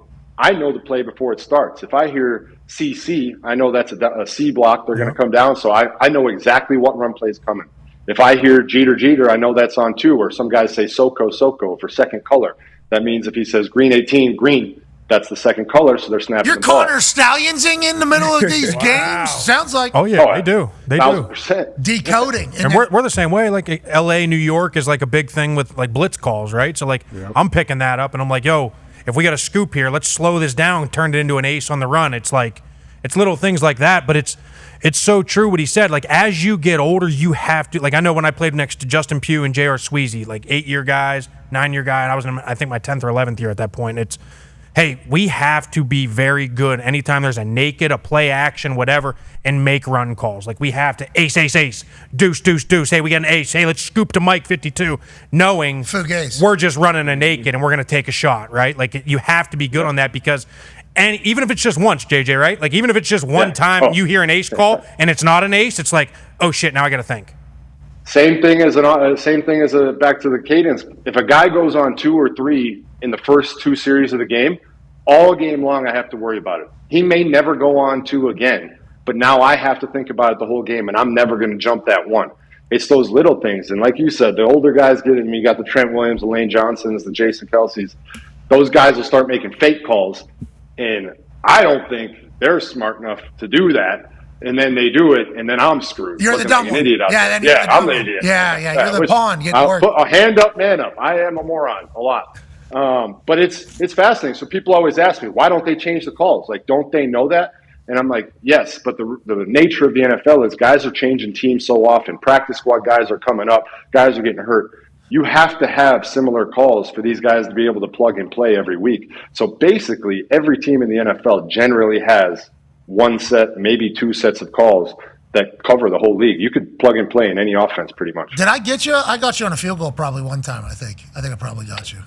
Probably. The field goals are tough because those guys are watching the hand, or like the center's head bob, things like that. Those ones are tough. Another big one is the play clock. The play clock is a big one. You see that play clock winding down, you know they can't go on 2. As soon as that thing hits 0, they have to snap it. So boom, you're off the ball. Against the Colts in a playoff game, learned the hard way that the refs won't throw a delay of game flag until the clock is past 0. Yeah, because remember they say clock, Dahn, then throw or something like that. I hit it at 0. Big mistake. Yeah, it needs to be negative 0.5. You need to let that thing go one more side. Go ahead, AQ. Carson Palmer had one of the best things. So it was 3rd and 1, right? Like anytime we had a 3rd and 1, he had this cadence called Daytona, right? And it was Daytona's the live word. So he'd sit there and he'd get up, set hot, white 80, set hot, send somebody in motion, set hot, white 80, blue 20, hot. And at this point, he would wait for, because now the defense thinks that we're just no play, right? He would wait for the D tackle to get on a knee, and then Daytona, hot, and then we'd run the play.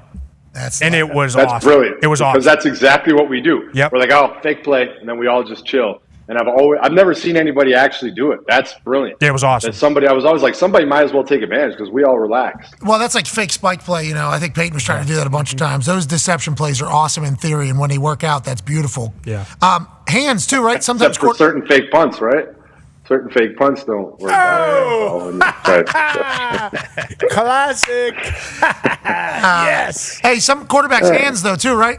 Isn't there like some tells that come like some quarterbacks' hands will like open before the ball is about to actually get snapped? They like just move their fingers just a little bit and D-tackle. I don't think people understand the level of scrutiny that we take to opposing teams' film. Like you said, whether it's the hands, sometimes a guy's heel. If one heel's a little bit more off the ground than the other, that's a pass play. If it's flat, it's a run play. Or if one foot's a little bit more in front of the other, that means he's going to open to the left versus open to the right.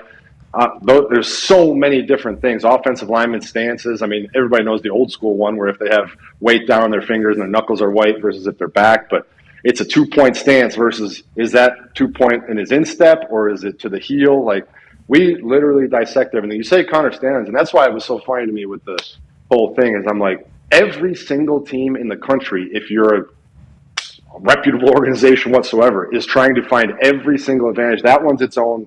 But, like, we are trying to find every minute little detail. We're listening to every TV call for the cadence, for the inflection of the voice, for the offensive line calls, anything. We're trying to find any advantage we can. Which is why having a great cadence is a massive weapon and why Aaron goes, if we're going to be trying to win a Super Bowl here, the cadence has to stay. Look, I don't know about everybody else, but cadence is going to have to stay. Quite a weapon. Get you to show coverages, too. Like you go on that 2 or 3, you got to blitz something. Like, if AJ got a blitz or I got a blitz, maybe my blitz, he catches me. All right, AJ, here, you take it, you switch it. But you get that safety rotation, And quarterbacks, at Aaron, you 10, 15 years in the game, all right, it's going to be this coverage. You get a guy on film who can't really hold his water. Maybe it's a new guy in the lineup. It's always tell. So it's a lot of things that go into that cadence on every level, the D linemen, the linebackers, and the DBs. And if you have the D linemen on their heels just a little bit, like he said, if they go on 2 or whatever, that opens up everything. For instance, a run game. Let's go to the Baltimore Ravens, because in the first quarter the run game was going, and that hasn't been good in the history of that particular running back. Yeah, you're very familiar with this guy, Derrick Henry, still doing it at a high level. I feel like most of his big runs have come with Patrick Ricard in the game as well. What's your thoughts on this Baltimore run game as a whole? Yeah, I mean, I think I sit there and I look, Derrick Henry obviously switching teams, and people have the narrative of running backs being, short shelf life, or, he's turned 30 and now all of a sudden he's old, which is ridiculous to even say out loud. But I think we have to give him his flowers. He's gotten a lot of them, but I think he deserves even more, because the guy just continues to perform at an unbelievably high level, especially for a guy his size. You would look at a guy his size and think, massive guy, all these yards, all these carries over the years, he's going to break down over time. He just continues to do it at the highest level, and now in one of the most potent rushing offenses following a guy like Patrick Ricard. So I tip my hat to him, because I know how difficult that is, and we've seen running backs fall off before, and he clearly doesn't look like he's falling off at all. So I think it's a massive statement about his training regimen, about the way he takes care of his body, and doesn't look like he's slowing down anytime soon. At all. Doesn't he do those rubber? He does like 315. Earthquake bar. Yeah, with the earthquake bar. Like, his workout's legendary in the offseason. And then pairing him with Patrick Ricard, and then them starting the game with an 87-yard run. I mean, that's dream start for Derrick. That's demoralizing for a defense, I can tell you that. You're standing out there and on play one, like all week long you talk about your goals for the week, and it's like, all right, under 105 yards rushing, guys. If we keep them under 105, we're going to win the game. Play 1, 87. All right, guys, we got about 20 yards to play with here. The rest of the game. Yeah, it's going to be tough. Derrick Henry, third, fourth quarter, normally is where the story comes from. The fact that they had that rolling in the first quarter, insane. They're potentially one of the teams that fans are thinking maybe Davante Adams goes and joins this squad. And with the way Lamar Jackson's playing, and with the way Derrick Henry's playing, and the way that defense is always going to be, it's like, hold the phone. Those all-black uniforms are nice. That's a good-looking, always a good-looking uniform. And their fans, we talked about this with Kyle Van Noy, their fans don't get enough credit for being like a tenacious squad out there. They talk shit, they're loud, they get it. It's a great place to play, yeah. Phenomenal fan base. Smart football fans. They know when, they know how, they know what is going to get under some people's skins. I mean, it's a good place. If they get Davante, they are kind of underrated as a fan base. You're right. Yes. They don't really get talked about a lot. Any love. Speaking of being underrated fan base, Ten Diggs has a question for you. Yeah, I don't know if anybody's ever said that about this team, but how come the O-line for the Colts is allowed to just cheat the entire game? You got any idea on that? I thought your question was going to be about the Loud House being so loud, people saying the game was in the Loud House, and the Colts were cheating in the Loud House, so I guess that... I heard it was loud. Yeah. So loud. It was loud. That's why there was so much love. There was a lot of hugs. That, right? Called that, right? No, it was a hug. It was a love. It was like, look what we're doing. Look how loud this place is. It's pretty cool. Tying his belt. Let me hug you. I can be 100% honest with you here. And everybody wants to say I'm biased. I'm not. Some of these, I understand. Like, having played, I know that some of these aren't getting called. Like that one specifically, people have shown a lot this week. The ball was out. Like, if he did have the ball for another half second and there was an actual opportunity to potentially get that sack, I think the ref throws it.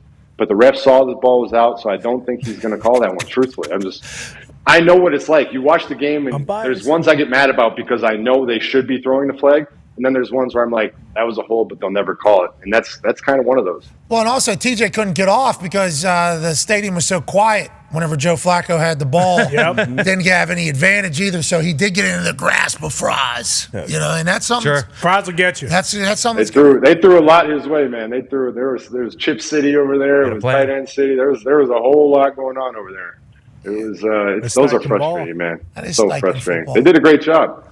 How come Flacco never gets the start from the gate? Like, how come no team is doing that? Yeah, that's a question Connor actually has for you. Yeah, JJ, how did you feel about watching Flacco again? Did it make you want to kind of strap him back on just because he is 80 years old, still spinning the pill? And in the same vein, do you think also Dalton should maybe get a shot at kind of taking the reins just like Flacco?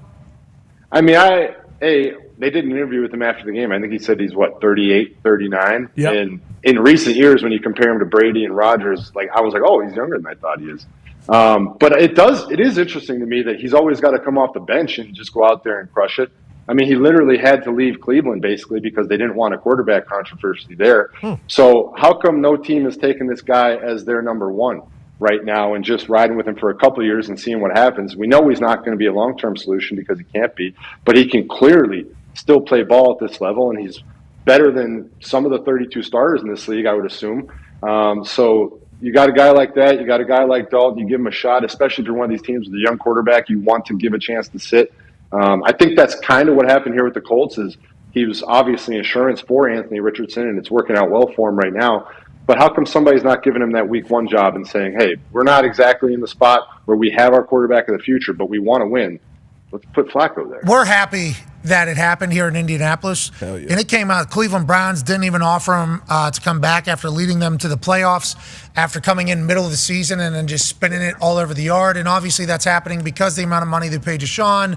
We don't need these Browns fans and the elf, that elf run wild over there, to be clamoring for Joe Flacco if Deshaun doesn't work out early, which is kind of happening right now. Is it Deshaun? Is it the offensive line? Is it everything? Whatever the case, Flacco would be getting his name chanted over there. So instead, he ends up with the Colts, and it's with Shane Steichen, and he knows the offense. We have some weapons, and when he steps in there, Ben Roethlisberger even said it on football, and he was like, they got a running back in Jonathan Taylor, so AR being able to run is certainly an advantage, but Joe Flacco has Jonathan Taylor who's running very well, and he knows the Steelers defense. He knows this offense. He's incredibly accurate, and he's very calm at all times. Have you ever seen him really there's never been a flustered Flacco. Nope. Ever been a flustered Flacco. He's been through everything. It was just like when we had Luck. He wasn't as I don't want to use the word fragile, but he didn't get banged up as much as AR did early on. But having a guy like Hasselbeck, can come in for a game, 2, 3, for whatever games, he was unflappable. He was going to be ready. He was going to get in and out of calls. He could make every throw. That's a very, very good spot to be in as a team because once again, when you run out of that tunnel and you got a quarterback leading, hey, it's what do you think it is, Jay? Tough road today. What do you think it is? You think people just think that Joe Flacco can't do it? And because every time he talks, he's basically like, not a lot of John's calling.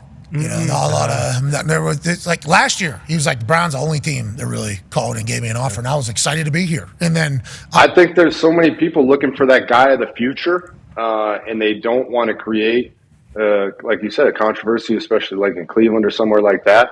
So your first call is not going to be to a 38, 39-year-old guy.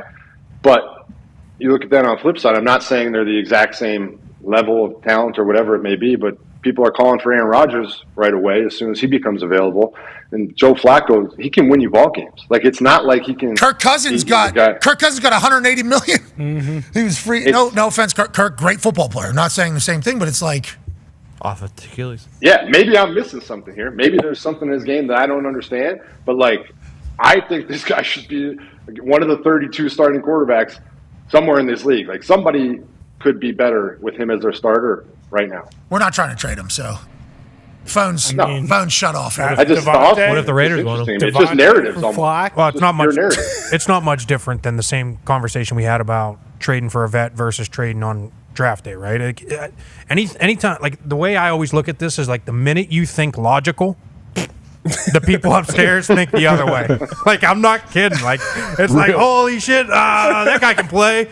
That guy might be able to play in 9 years. Let's play him. That's what it is. Am I wrong? Jaded. You seem a little jaded. Yeah. Why is that, IQ? Why do you think that is? I think because you always upstairs, their whole job and the reason they get paid is because they find the guy that's whenever the grass is greener on the other side.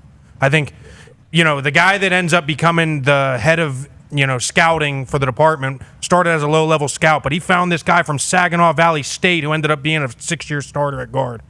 He knows talent. He's the next guy at pro personnel. And then he tries to find 6 more from Saginaw Valley State. And guess what? And you get fired. Am I wrong? You got all that play? No. The only thing I would add to it is younger is always cheaper too. Yeah.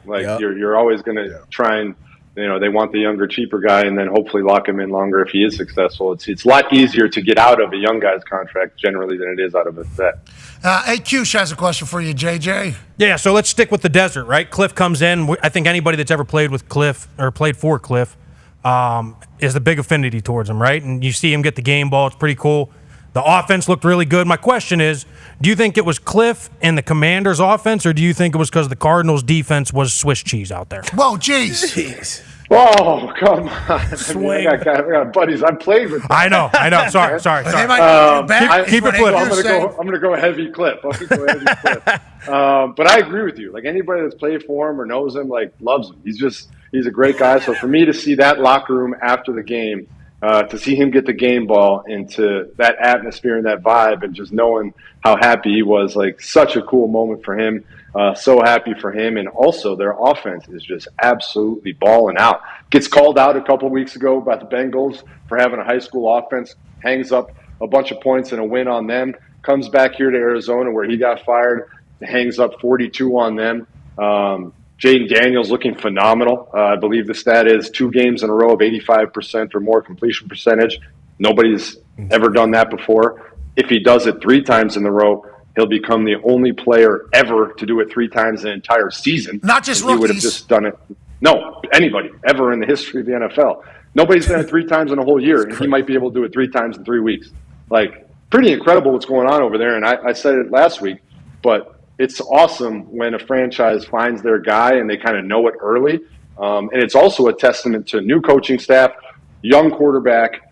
You can turn a program around very quickly. Now, I don't know what's going to happen the rest of the year. This could be a freezing tape come down the line. But right now, this is proof that you don't have to go into this full rebuild mode when you have a brand new coaching staff and you have a young quarterback. You can turn things around extremely quickly, and it's cool to see. What about Davante to the Commanders? Ooh. I'm telling you, there's a couple of these teams where you just pick them up and drop them in there, and you're like, holy shit. Like the Vikings. Yeah, look out. I mean, imagine him going to the Vikings with It's fun when there's this type of speculation because every single fan base sits there. Generally, there's not huge names available mid-season, especially, week 4 like this. So every single fan base is sitting there right now yep, plug him in. We're going to the Super Bowl immediately. You look at that, and some of these teams like Cleveland, I don't know if he makes them a Super Bowl contender right now. So that one, even though they have all that cap space, doesn't make sense. I mean, the Lions have Amon-Ra St. Brown. They've got a good squad right there. Is he going to make them exponentially better right now? There's no doubt he's going to add to that team. The Cowboys, you got CD Lamb. I don't know if he's turning them into a contender. The Commanders are an interesting one. The Jets, obviously, there's the affinity with Aaron and everything there. Saints are interesting. I mean, run the hell out of the ball with Alvin Kamara. Toss on up to Davante. He loves Derek Carr. Patriots. Indianapolis Colts not on the graphic. Obviously a spot, because the defense just said nah, and they just win games. So what? Caleb threw for 300 plus. Justin Fields threw for 300 plus. First time since Ben, baby. You guys were undefeated. Score more points. Yeah, exactly. That's what we do. Ben was in the building. The Colts said, you know what? We'll be hospitable. We'll let the ball fly a little bit. But other than that, we're how was the game with Ben? That was cool. It was good. You know Ben well? Do you know Ben? No, I know him a little bit, but I don't know him well. He's got good moxie. Mm-hmm. He was good vibes. He was invested in game. Big time. Invested in game, which was cool to see, that entire thing. Yeah. His takes on stuff in real time during the game, fun to hear. He told a couple stories. He'll be on the show Friday, 12:15. Nice. Ben Roethlisberger will be on the show on Friday. Yeah. What kind of food you got in that suite? What are we working with in there? What do you need? What do you need, bud? I don't know. I love food, obviously. So I love hearing what we got in the suite. Not the food that's in our suite. I don't think you. No way. Yeah, we got good tasting stuff. We got good chicken tenders. These chicken tenders are the prime. They are. Then there's some. Are they lightly breaded, or are they those thick, heavy breading? Are we talking like a Cane's, or are we talking like a Tyson? Tyson chicken. I do wish it was. I do wish it was a little bit less breading on top of it. I wish there was more chicken. Still tastes phenomenal. Wish it was crispier. Yeah, a little crisp. But they got to do 1,000 sweets. It is. They're good. What kind of dipping sauce? What are we dipping it in? Buffalo. You're talking about those ketchup, hot sauce, all the things you could possibly need. Obviously available.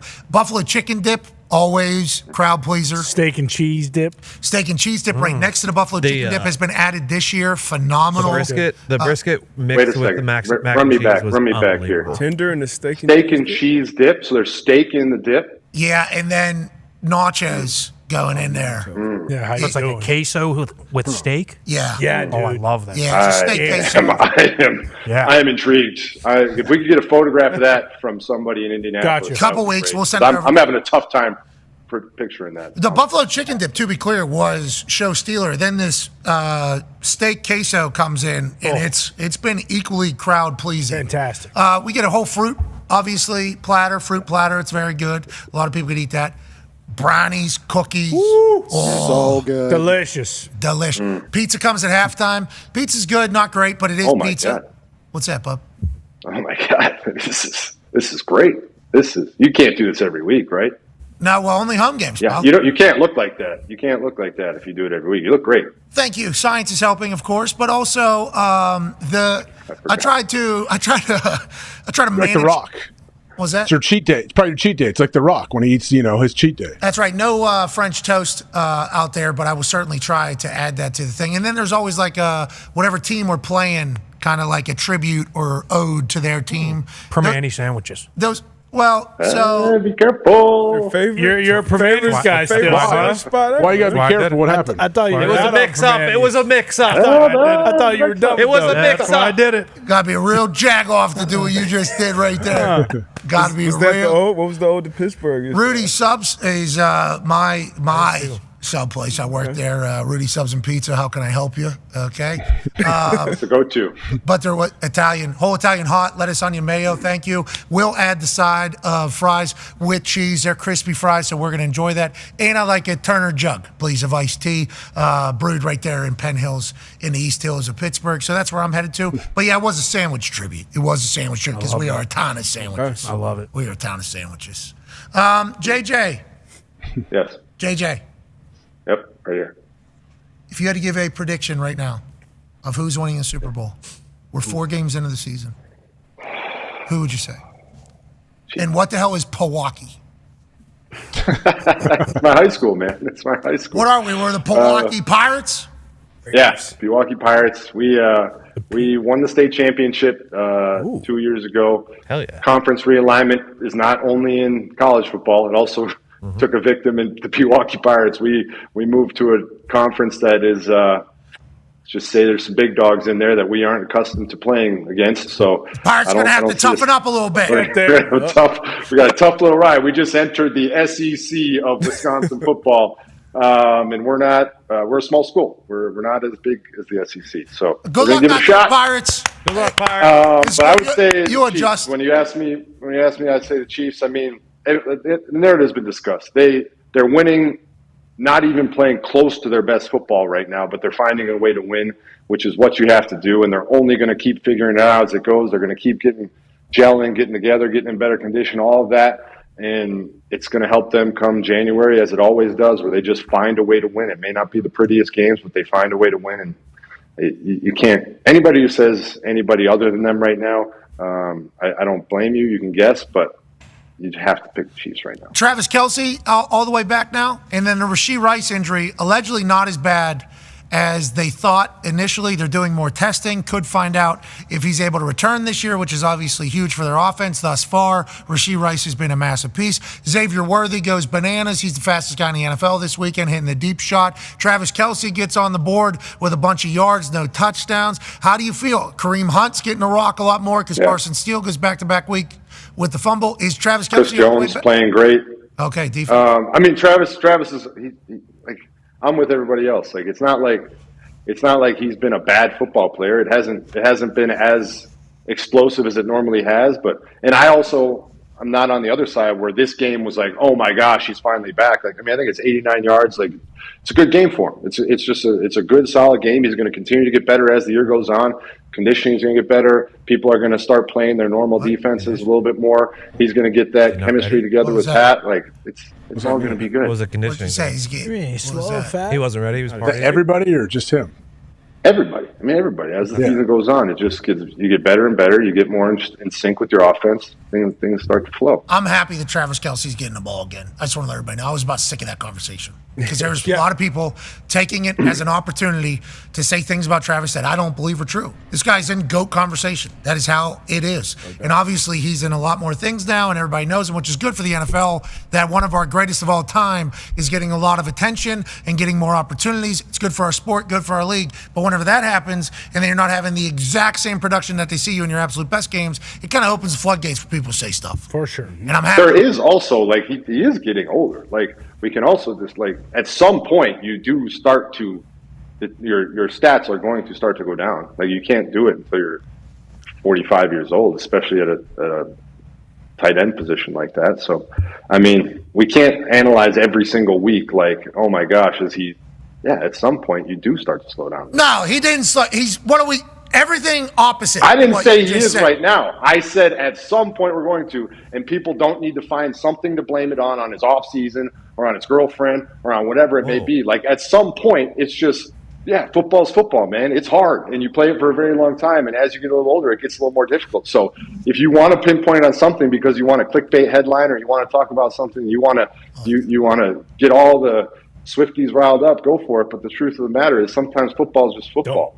Don't do that. Don't get them riled up. Don't get them riled up. Bad idea. Because now you're going to motivate the Chiefs even more. Mm-hmm. You want your team to lose? Yeah. Okay, you want them on your side. They're a rowdy bunch. It's good to have them on your side. They're an unbelievable fan base. I mean, truly unbelievable fan base. Phenomenal fan base. And also Travis Kelce is still Travis Kelce. Let's not. And the Chiefs are still the Chiefs. They're winning games, not playing their best ball. Haven't been happy yet. That's my biggest takeaway. The Chiefs, who are the back-to-back Super Bowl champions, one of the only teams that is still undefeated, have not been like, whoa, we play good football today. Not one time. It's like other cultures, other programs, other organizations start feeling themselves a little bit. They just don't do that. I don't know how or why. Good culture over there. Hopefully, Andy Reid, man. Andy Reid, great coach. He just solid. That's why we sent him a quarter pound with cheese on National Cheeseburger Day. Shout out to Zito. Now, hey, I want to run through some of these polls anonymous players voted on with The Athletic with you. Just need quick responses. Not we don't have much time here. On next active player to win his first NFL MVP, overwhelming vote, Josh Allen, 17.6% of the 102 responses. Who's doing these anonymous polls with media? I don't know. That's a big question. I don't think I've ever met anybody or hung out with anybody. Never been a part of one. Nope. Never done one. Okay, so literally everybody I've talked to or ever hung out with has never done it, but 102 players did do this with The Athletic. Josh Allen up there, Joe Burrow, Christian McCaffrey, probably not this year with everything going on. CJ Stroud, Jordan Love, Jared Goff round that out. How do you feel about that list there, JJ, that the anonymous voters put? I would agree. Josh Allen's certainly high up there. It depends on when this poll was taken, preseason or now. I mean, he's obviously playing well now, so. I do like the fact that the players that anonymously voted on this still don't understand that the MVP is definitely going to a quarterback. I appreciate that. Clearly. I appreciate that the players are like, I don't care. I don't care what it is. That's just kind of how the modern football is. Let's go. Favorite NFL road trip. Favorite place to play? Los Angeles. 108 responses. Got a few more people to answer this particular question anonymously. Las Vegas, number 2. Hey, Las Vegas flu. How do you do? Seattle, number 3. I didn't expect that because people say that is a tough place to play. I think players get excited for the environment, excited for the city. Miami and New York round out the top 5 there with Dallas in tow. How do you feel about that, JJ? I'm trying to figure out how we went from 102 responses to 108. Who didn't respond to question 1 and then was like, no, I actually really want to talk about NFL road trips. Picking and choosing anonymously, you do what you do. I mean, this is journalism, baby. I love playing at Seattle. I am surprised it's that high. I really like it. It's also just very far for everybody. So it is a very difficult trip no matter what team you're on, but I love playing in Seattle. Berkeley, California, really far as well. So can't wait for that on Saturday. It's way up there. Excited to get up there and pumped. I would have put Houston in here. And Houston higher is obviously in there. I would have put them higher. I love playing down there. Great steakhouses. I'm trying to figure out like where people are going with this because Vegas and Miami, like in LA, you're kind of like, all right, party cities, bigger cities, like guys like nightlife. But then Seattle obviously doesn't fit into that too well. So it's interesting. And then Tampa, I'm surprised that Tampa and New Orleans are up that high just because it seems like they're going with the big city vibes. Let's go with New Orleans. Least favorite, and not big city, but you get it. Things to do. Least favorite NFL. Not that Tampa isn't. We lived in Tampa. We love Tampa. Least favorite. I'm going to get shit from every city now. This is great. Yeah, that's what we're doing it for. Least favorite NFL road trip here. Number one by far, Green Bay, Wisconsin. Then Buffalo, New York, Washington, Cleveland, and then Jacksonville is the first cold or warm town that sneaks into that entire thing. I think this is voted completely on weather. Inside the city. Yeah, because Green Bay is such an awesome place to play, man. Like, Agreed. if you have any football bone in your body, like playing at Lambeau Field, and it's not like you're doing it every week. Let's say you do it one time a year. That is just a special, special trip, a special place to play, and you should embrace being in a little small town. It's so cool. Jacksonville, literally the only warm town. Yeah, no. The only one. Every other one, New Orleans, way down there, 3.1%. Nobody's trying to go to Appleton, Wisconsin.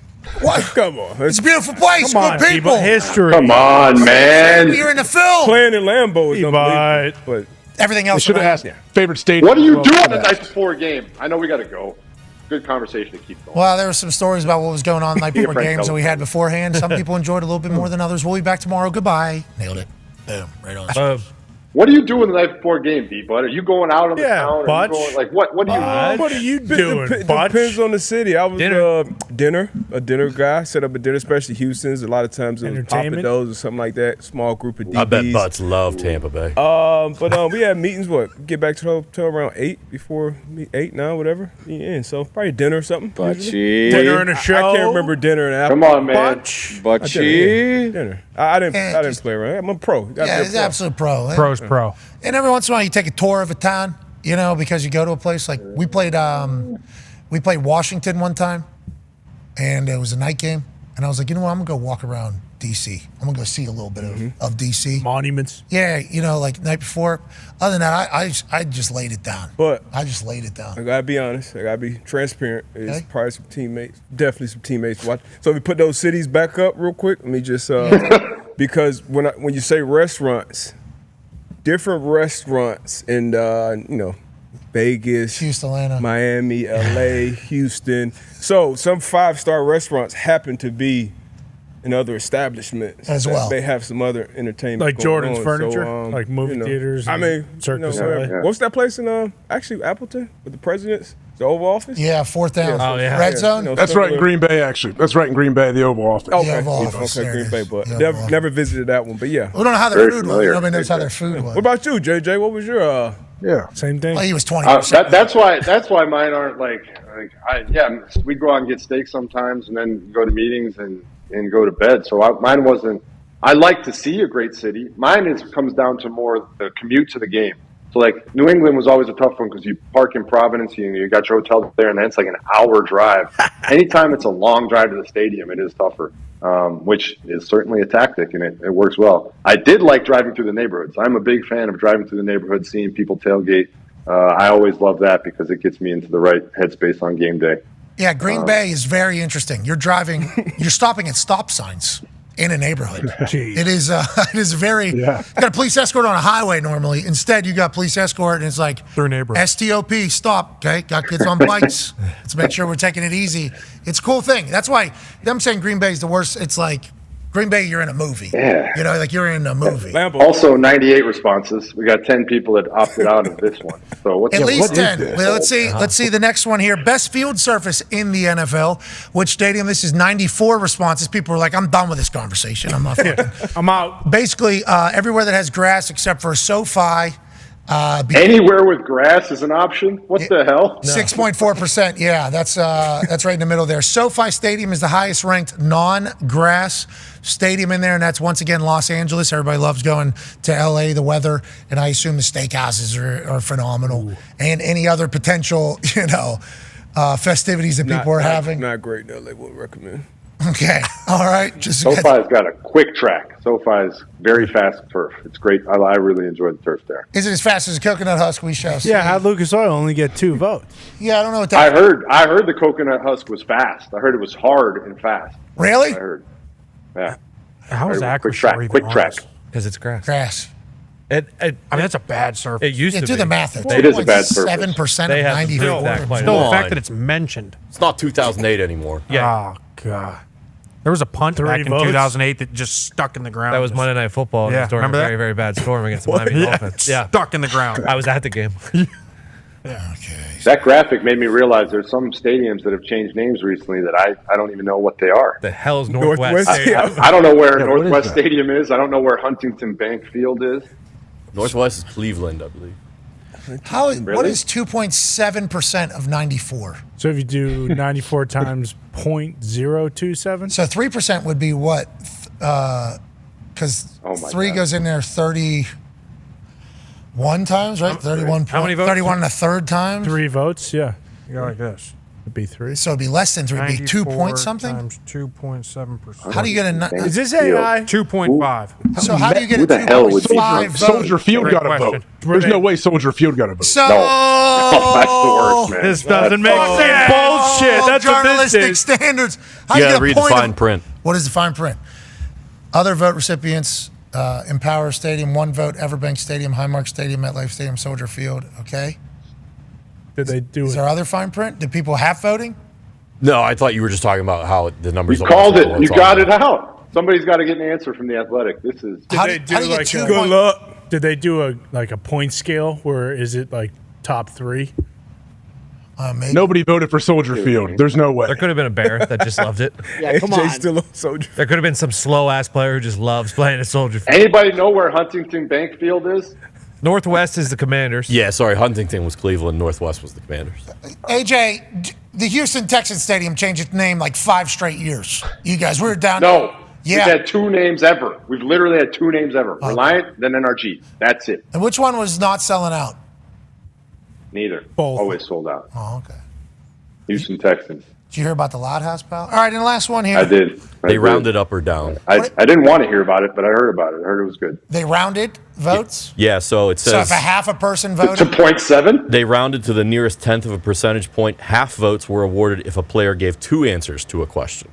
Oh, okay. Oh, so we got 94 guys giving multiple 94 answers. responses. So that might be 25 people. Oh, you're right. Certainly flawed. Wait a minute. Wait a minute. We fell for it. Hook, line, and sinker. This is on us. We gotta learn the rules of engagement. Nah, we expected them to have journalistic standards like Where us. would this It's not our poll fault. come from? Like, is somebody standing outside of the facility handing out a piece of paper? Is somebody calling players? Like, where? I don't know where I would ever. Okay, so I have been Somebody asked presented before in the locker room by somebody asking me if I wanted to take an anonymous poll or do an anonymous questionnaire. And I said, fuck, no, never. Anything I say, I'd like my name on. And I walked away. And I thought to myself, I was a little aggressive with that, but like also, who's saying yes to that? Like, Right. in the locker room, somebody's walking in and going, hey, you got some shit to get off your chest anonymously? Just want to know if you want to do it. It was a media person doing it, like not somebody from the team. And it's like, who's saying yes? I would like to know who says yes. It would have to be a link. I would imagine they would send you a link on your phone where they would just have 5 or 10 questions and hey, can you fill this out for me? Which I still wouldn't have done, but someone might have done it. Yeah, I'd assume. And then most annoying player in the NFL, 68 responses. This could be 14 people. We have no idea. We have no idea. CJ, 20% of the answers. Could be. Christian Wilkins. What a random ass list, man. Oh no, TJ Watt, 1 vote. Oh! No, that was me. I voted. 68 responses. How many people are on this screen? It's 1, 2, 3, 4, 5, 6. I'm going to do this. 7, 8, 9, 10, 11, 12, 13, Logan 14, Wilson? 16, 17, 18, Yeah. 19, He's 20, a prick, I guess. 23, 24, Wingard?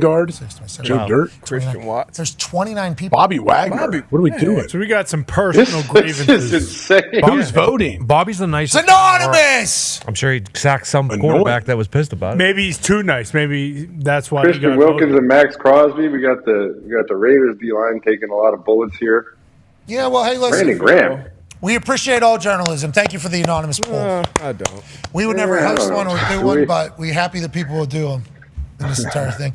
TJ said, what about the Loud House? You mentioned it in there. He said it was loud, wasn't it? He said it was. Did he, I didn't say anything, but I did hear it was loud this weekend. It did. have you talked I to was still TJ? watching the game on television. Have you talked to TJ? There was a time where TJ was lined up opposite me in the suite, and I was trying to intimidate him. And then I thought middle of the way through, let's not fire him up. Let's not intimidate him too much. So I gave a thumbs up. I say he's doing great. And then the hell? Then he didn't know, and then he was laid off the ball. Yep. And then French fries got him. Yeah. Good job. Wrapped him up. Did TJ feel that? Was he distracted down there? I'm sure he did. We didn't discuss, but I'm sure he felt the energy. I was trying to get Herbig, too. A couple different times. Hey! A couple of those.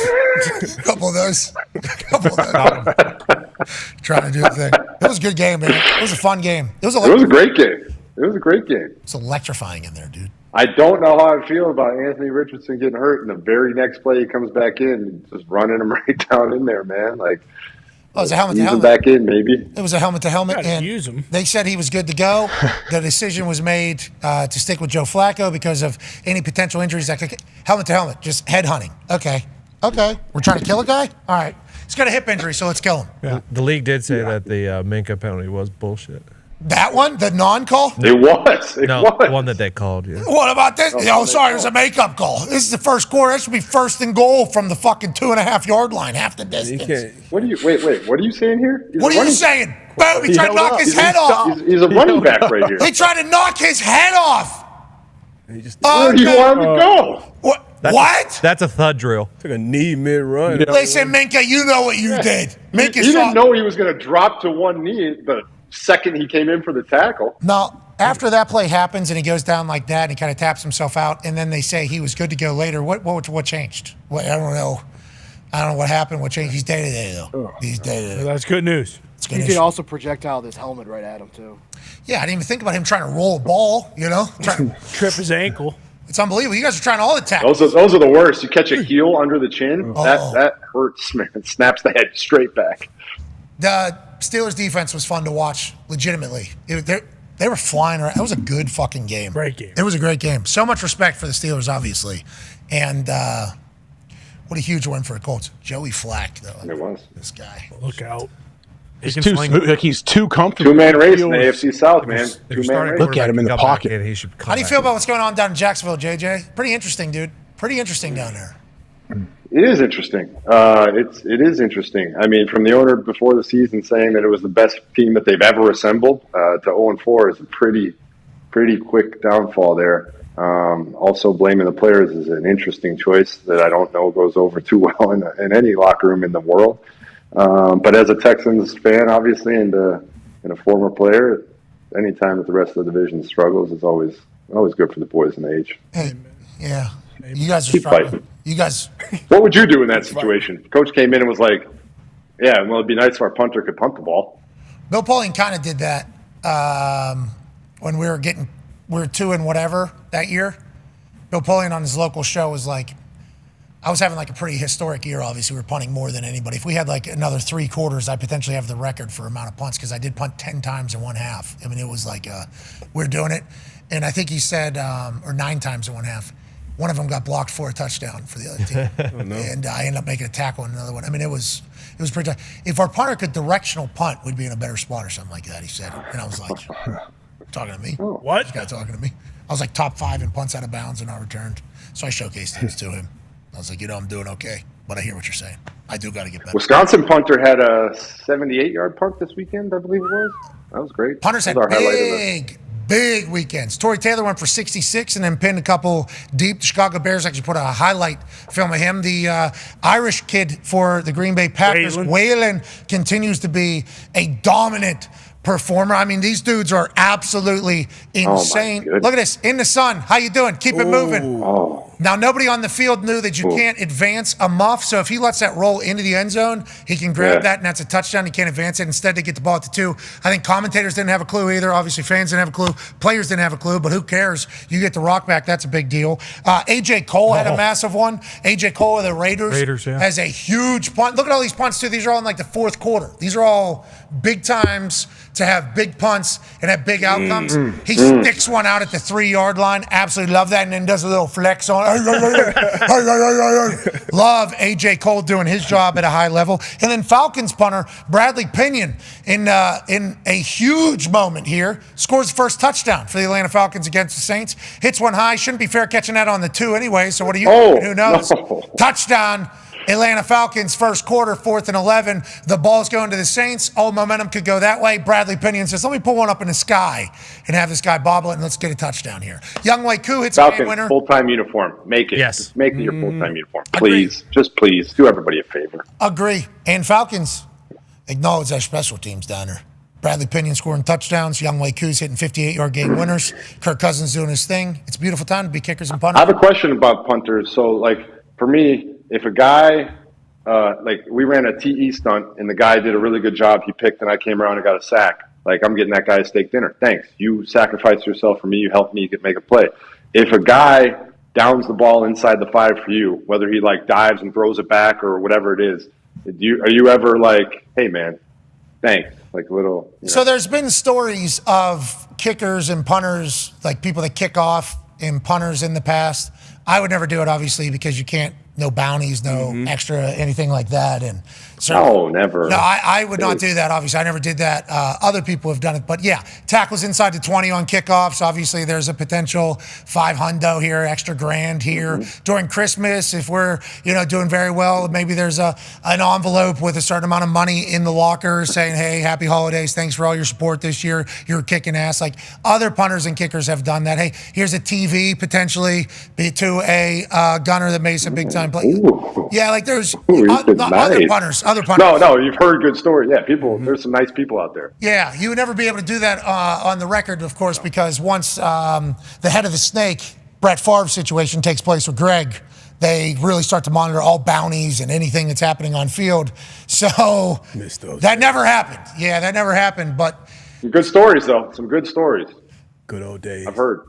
Yeah, and then I've heard that kickers and punters, if let's say every kick is fair caught or touchback, there's been some people who do special teams and also play an offensive position potentially who are hey man, thanks. A nice little thank you afterwards. Didn't have to do shit today on special teams, and that kept me alive. So I'm very thankful. It's hey, no worries, So there is a little, from what I've heard, never with me, but from what I've heard in other places that has happened in the past. Of course.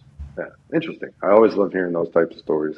And I've also heard similar stories. Equipment managers who beat up the ball before the game.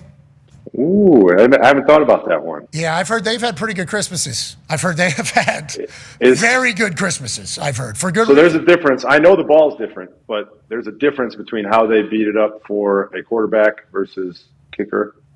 Yeah, quarterbacks actually want what would it look like? To be more grippy. I feel like quarterbacks want that to be more. The deflation of a football is the worst thing you could do for kicking of a football. That is because you want that thing to be hard so that whenever you get it, it's like a fastball. Yeah. You want that fastball to be 101, and if you connect on it, guess what? They're beating it up to make it harder for you. Harder, but beating up. Yeah. Jesus. Yeah, you got to beat it up. Got to pound that leather, baby. Pound that leather. Scuff up the sides if you got to. If you can't hit the bottom, that's what they're saying. Anyways, hey, we appreciate the shit out of you, JJ. Another great Wednesday, pal. Thanks, guys. Have a great one. Hey, the Milwaukee Pirates are going to get it. Hell yeah. They're going to get it done. We're going to figure it out. Defensive. Let's start recruiting. Defensive records, most tackles for loss in a season. Still here. I'm still here. JJ, 2006, 22 and a half TFLs. Wow. Yeah. You want to see a good name? Look down there at most sacks with 18 and a half. That's just a great name. Blaze Beltran. What a beast there. Taught him everything he knows. Chris Fontaine. Yeah. Oh, yeah. We got some Nate Good. Milwaukee Pirates records there. This is defense, obviously. I think Derek has just about every offensive record. Yeah, that's what Zito just said. Zito said Derek ran shit at Milwaukee on the offense. Yeah, Derek was pretty good. He has every point ever scored. He was the kicker. He was 33 of 34 for extra points and field goals. Punt returner, punter, kicker, kick returner. He literally did it all. I've told this story before, but he was so dominant that the homecoming theme, every week, every year has a theme. It could be Great Gatsby or whatever. Their theme was Derek. It blew my mind. Who's a quarterback whenever you were there? Andy Bremberger, right there. There's my guy. For St. Francis, he went bananas against St. Fran. The burger. 331. The burger. Jeez, Tyler Louise. Thompson was also my quarterback. Yeah. All right, we appreciate the hell out of the Milwaukee Pirates. Did not see us talking about Milwaukee Pirates. Yeah, you did. You wore it. As you can see, not a whole lot of Wisconsin football is a little different than Texas. I can tell you that, having watched games. I don't know if I would have played football in Texas. Longest field goal. David Collins versus Jefferson. It was a free kick, so that's after a fair catch. So the other team punts to you, you fair catch it, you send kickoff team out on field. Mm-hmm. Holder has to hold it, and then you just kick it however it was. Coach Romito, the Plum Mustangs, told the refs before every high school football game that I played, like, hey, remember, there is a rule. If they punt it, we fair catch it. We can send out a free kick, and we can kick it from wherever, because you can take like 10 steps. You can take like kickoff steps with it, and if it goes through, it goes through. If not, it's just a kickoff. So at the end of halves, potentially end of games, if they're punting situation and you're able to fair catch it, you can send out the free kick, which is what the Milwaukee Pirates Smart. How many times did you do it? 0! Well, we were ready for it. We were prepared. We were fucking prepared, and I learned about it. Somebody, How far? What was your best in high school? 40-something, 48.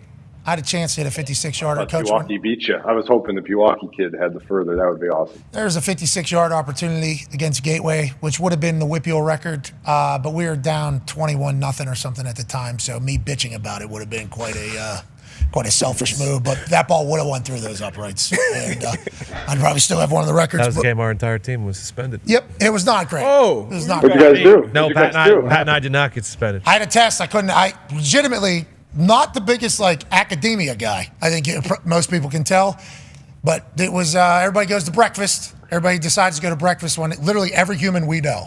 Skipped like the first 3 periods. I can't go because I have a fucking test that I have to take, makeup test, and it was French. I had to make up this test. Could have been in this entire thing, middle of fall season, so I don't go. And school is pretty big bear. Like none of my friends are there, and then all of a sudden there's just like little whispers, like they got him. I'm like, Oh no. they got who? Like everybody. I'm like, what do you mean they got him? Like, well, some asshole wore his fucking Letterman jacket into the same restaurant. It was at Eaton Park in Monroeville, I think everybody went to. Asshole wore Letterman jacket. Mm-hmm. Somebody called somebody. Assistant principal shows up at the place. There was parties happening. Others. I mean, it was full scene. Wait. Hang on. I'm Soccer confused. team They just went to breakfast? Breakfast, skip school. It was like skip school pretty much. Soccer team, we lose like 4 or 5 guys. Football team, we lose like 10, 11 Luckily, guys. I was definitely morning of a game. You suspended players for missing one Dude, it became half a day? It became a big fucking ordeal, dude. There was a lot of high horsing going around with those Teachers. Yeah. And then we would learn more about said teachers that were involved in said conversations. Like, can't go to breakfast, huh? Who are we going to breakfast with? These athletes think they can get away with everything is pretty much what they said. Yeah, some of those teachers. You two good old boys said, no. We want to learn. That's what I'm saying. We want to learn. When I say I'm living the dumbest and luckiest life of all time, I mean it. Like that morning, I just so happened to have to do it. Like, literally was going. Like, definitely can't wait. There was even a little get-together after the breakfast that was, they walked in, people hiding under tables. Jeez. I mean, it's a nightmare. They were like, You did a full sting operation on people eating pancakes. Get over yourself. Well, the pancakes at that place were phenomenal, but it was mostly the smiley cookies. And then Justin King ran for like 400 yards because he was the fastest human on the earth at the time. It's a dog. Yeah. It didn't matter anyways. No. It's quite a scene. Quite a scene in our high school, though. Big drama. Mm-hmm. And all the teachers, weren't the biggest fans of old Pat McAfee. This asshole jock. Who's the only one? I had a little grandstand moment. I fucking love. Had to. Huh? Who's the bad guy? Student athlete. Who's the fucking bad guy? We. Only reason why. She was going to fail me. So because I was an asshole before. Which, once again. Now you're the hero. That was a sad day. 56-yarder that would have went through. And I'm standing on the sideline like, I don't know what the proper protocol is here. Got some points here. Like, do I walk up and say, hey, I can fucking... Let's not get blanked here, coach. Did you have a kicking net in high school, or how'd you warm up? Yeah, we had a kicking net. Did a kicking net, I believe. I don't think we did. I don't think we did. That's Milwaukee Pirate football. Uh-huh. I mean, that's how they operate. Donate one. You guys currently 1-4, but this upcoming Saturday morning, Friday, when do you guys play? Friday. We just beat Waukesha West on Friday night in overtime. It was great. I know. That was a shot. I didn't mean it as. I missed it. Well, just Saturday morning football, we get it. You Yeah, know, like that's Friday tough. night. Yeah. Anyways, ladies and gentlemen, No, Saturday mornings are for Burnley.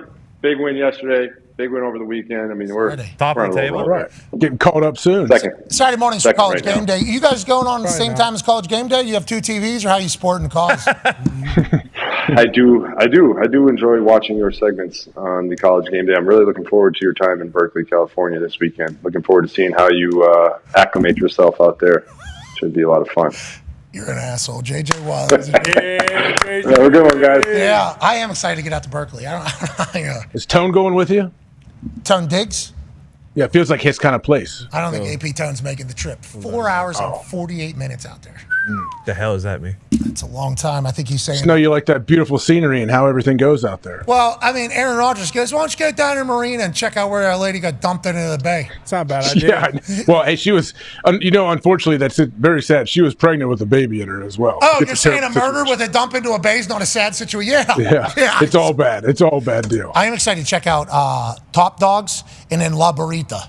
Yeah. La Burrita. Blondie's Pizza. Still exists, maybe. And then there's another pizzeria that's been tweeting. Looks like an upscale pizzeria. Obviously, it's Berkeley. I don't know if my type of fancy? human It's is supposed to fancy? be there. I don't know if my type of human is supposed to be in Berkeley. You're gonna do just great. No, you're gonna be great. My college roommates from that area, they're not. It's not all. I asked Grok. I asked what? Grok. What, Tom? Not all. I asked Grok. I said, Grok, what should I expect going to Berkeley? And they gave a full answer about how great they are protesting and like, obviously Not all that entire thing. And then I read then I start diving into it. It's like, okay, love sports actually. Like big fans of sports, have been waiting for something to really go in football wise, have some legends from there. Their fans have been very active on X, obviously. It's like, all right, I'm pumped to get out there. Still not sure I'm supposed to be a person that's in Berkeley, California ever. It feels like they're much smarter and better humans than I could ever imagine being. But pumped to be there. Excited to be there. Beautiful. 6 a.m. local. That thing's pitch black when we start that show. Yeah, you're not gonna be able to see it, but it is a beautiful area as far as landscape is concerned. 4 hours, 48 minutes out there. It's not On that- flight. How long's Aaron said to go into London? He said 6 hours. 6 Basically, from yeah. Jersey, yeah. Yeah, that's a different flight. Like the fact that it's only 6 for them from Jersey, like that's fine. It's not bad at all. 6 hours is nothing. Us to Ireland wasn't I bad. was just going to say, it's like us to Ireland Yeah. was what, 8? Wasn't bad at all. Lot of Guinness. Lot of Guinnesses. We played in London. It was 10 from Arizona. Oh, Yeah. it's quite a Long disadvantage. flight. We played the Rams, and they obviously a little further. That's a long way for Los Angeles. Yeah. Big pop in the back for your geography lesson you just gave. That was pretty good, wasn't it? Let's get to a break. On the other side, there'll be more from AQ Shipley. We'll go in the trenches. Top 5 performing offensive linemen of week 4 of the NFL season. Sweet hoodie. Thank you. Yeah, I think it's Yes, sick. it is. What is that? Sun, day, red.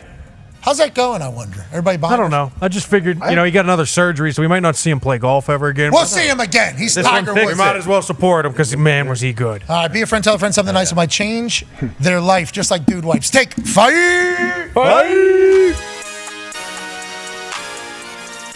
If you're the NCAA and you're sitting in that stupid office in Indianapolis where we happen to live, it's a great city. It's a great town. And there's a dumb institution that is ruling over college football. Because if you don't want these people dancing,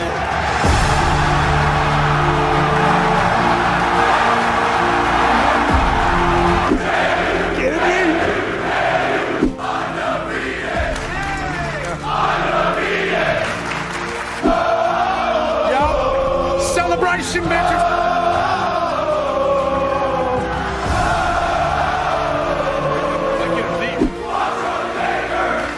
What's up? Is that the president's name? Oh, that's Kurt Signatic. Do we like the NCAA? Do we like Pat? Do we love the Dukes?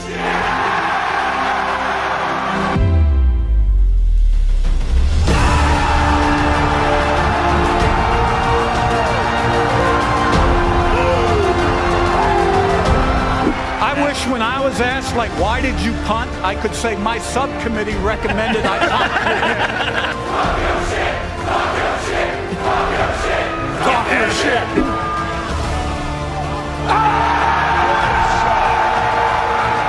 This guy's hot. This guy's hot.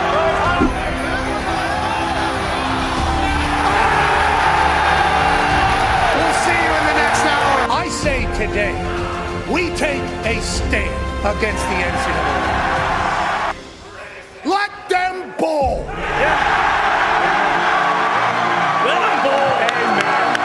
Rest in peace, Dale. Moment of silence for Dale Earnhardt.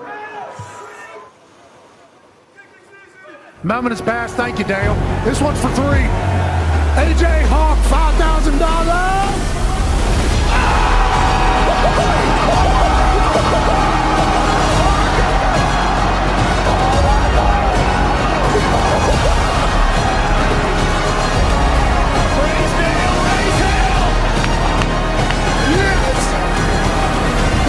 This has been one of the coolest moments of my entire professional life. JMU! Thank you so much for the hospitality. JMU! You understand quickly that there's idiots making decisions in every single place that you would never guess idiots would be making decisions. You don't think bowl season deserves to have this situation cooking behind it? College football's better because JMU's football is crushing. College is better because what their football team is doing. The community is better. And the NCAA, yet again, adds to their long list of decisions. Look at that scene, bro, in the hills of Virginia. You know what? To hell with all of them. James Madison, right here. Right here. That chef looks damn good. I'd eat that guy's meat any day of the week. If you're able to bury this 33-yard field goal, kicking is easy is what you have said to kickers before. Others have on the internet. Now, 90 racks on the line. We believe. Oh! Kill the kid! Kill the kid! Our worst kid yet! 100 racks of charity. This dog stinks! And that's that the JMU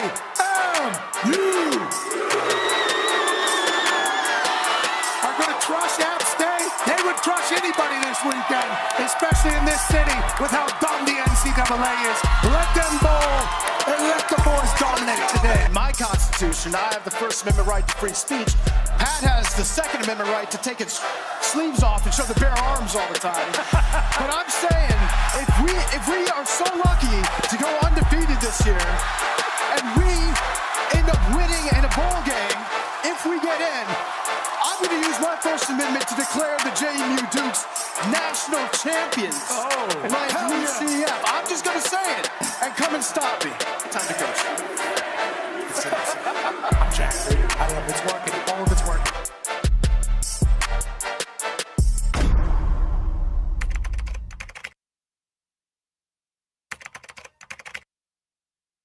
They'll have one loss because App State is beating JMU Mountaineers, baby. They're gonna dog shit all over this dumb place. App State forever. Yeah, fuck you too. How about that?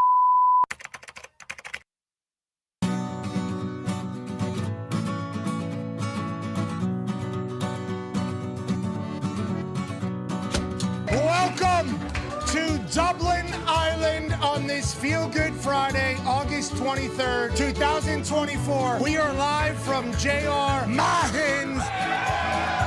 Drinks are on Pat McAfee tonight, fella. Let's go! Hop, hop, hop, hop, hop, hop, hop.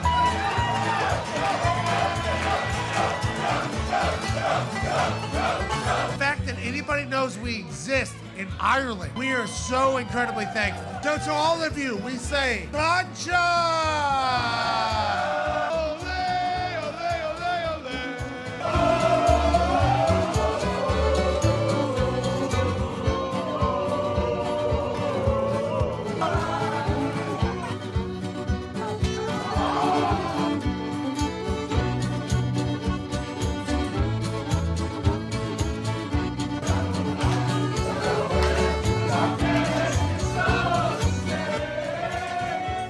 league. I just want Kurt to know I got 1,000 phone calls when we got in the playoffs. He didn't have anything to do with them not getting in the playoffs, and I didn't either.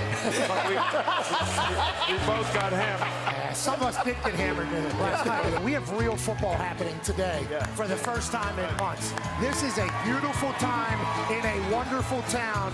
It's fight night, baby! Travis! This is Dave. We gotta go for Georgia Tech. I gotta go. I would be that back in the country if I didn't pick Georgia Tech. 44 yards away to do it. He got it!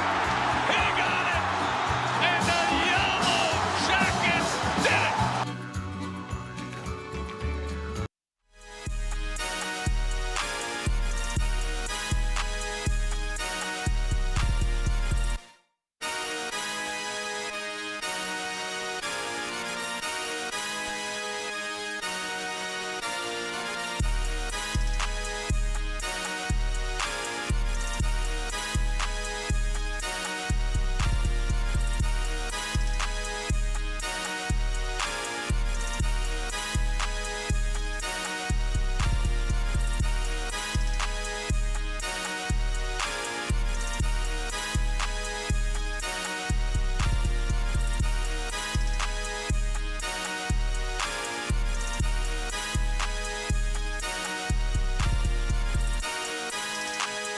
Let's go to the phones. Let's go to Dan in Connecticut. Lovely place here on the 5 Energy phone line. What's going on, Dano? Oh, what's up, Pat McAfee? Dan, you are too young to listen to this show. I can tell. I think. How old? I'm not Dan. I am Owen. Ned. Owen, how old are you? It's so different. I am at 8.5. Oh, this kid. 8.5. If you're telling us you're half age, you're too young to be listening. That's a record. Kid stinks. What's on your mind, pal? What do you want to talk about, Owen? I want to talk about how inspiring this show is and how you're inspiring this whole entire world with how you're talking about sports and how you're talking about your life experience. Thank you, Owen. Owen, thank you. Love you, Owen. Thank you, Owen. I'm taking her on and the also, fuck Boston College. You're the best. I will let Owen know, if you're still listening, Owen, you're inspiring. Best kid ever. Owen, the way you talk about sports is inspiring. Yes! I didn't know 8.5 could do that. Wow. Shout out Owen. That time. Go, Owen. Hey, Owen. New generation in Connecticut, I guess. He was making me feel good, too, by the way. He's making me feel good, making the show feel good. He was talking us up. He was hyping us up, and then boom, a little... Was this Aristotle's brother? A little misdirection from Aristotle's brother, Owen, at 8.5 there. That was awesome. I'd say he put his balls on your forehead, but I don't think they dropped yet. So. Probably the most interesting trade was the Randy Moss trade. After the draft, the first day of the draft, we've been trying to trade for Randy Moss for 2 months, all like childbirth. I mean, it took forever. After the first day of the draft, I talked to Mr. Davis. I said, are we going to make this deal or not? And he said, yeah, we'll do it. We'll do it for your 4th. And I think we were picking like 7th in the 4th round. I said, well, we got to get the guy in for a physical. We can't take his contract. We're going to have to renegotiate his contract. And Mr. Davis said, well, that's your problem. If you want to trade for him, then you get it done. I said, all right. I call up Randy. Hey, Randy, this is Coach Belichick. Boom. Hangs up the phone. What? Let me try this again. Randy, it's Coach Belichick. Who is this? Who's pranking me? Who is this? Bam, hangs up the phone. Randy, this is Coach Belichick.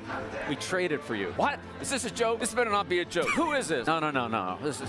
All right. Really? I said, yeah, but look, we got to get this done by tomorrow at noon. He goes, all right, what do I need to do? I said, you need to come up, take a physical, and we need to renegotiate your contract. It's by noon? Yeah. He goes, well, I'm in Houston now, but I got a plane. I'll be there. Nice. He flies, and he's there at 8 o'clock in the morning, comes in and takes the physical. You know, the old... Yeah. Make sure he's live. Okay, you're good. Renegotiate the contract. We're done at 10 o'clock. And first thing he says to me is, where's the playbook? Oh, that's awesome, man. I said, right here. He said, okay, because when I walk out there with the first team with Brady, I got to know all the plays. I can't go out there and make mental errors and screw up. I got to know his offense. And he was smart, man. This guy was smart. On this post-safety coverage, what are you going to do? He goes, Coach, you ain't going to see any post-safety coverage against me. Like, he goes, you're going to see cover 2. We haven't seen cover 2 in years. players. He's like, you're going to see cover 2. And he was right. And then he would say, well, here's how I'd run this route. Here's how I'd run that route. And I started thinking, like, we got to start giving Randy some routes. We're running this, and they play cover 2. How we can move him into the slot. He's like, move me into the slot. I said, yes, so you can get in the middle and cover 2. He's like, all right, good. 25 touchdowns. So many. Yeah. Opens up the running game, too. I'm telling you, it was Randy, come on, man. I'm trying to. There is a crowd of about 30 people moving through the back end of the business field here. And in the middle of it is this black Samoan man who has become the most famous human on earth. Great guy. Ladies and gentlemen, the GOAT, Dwayne "The Rock" Johnson.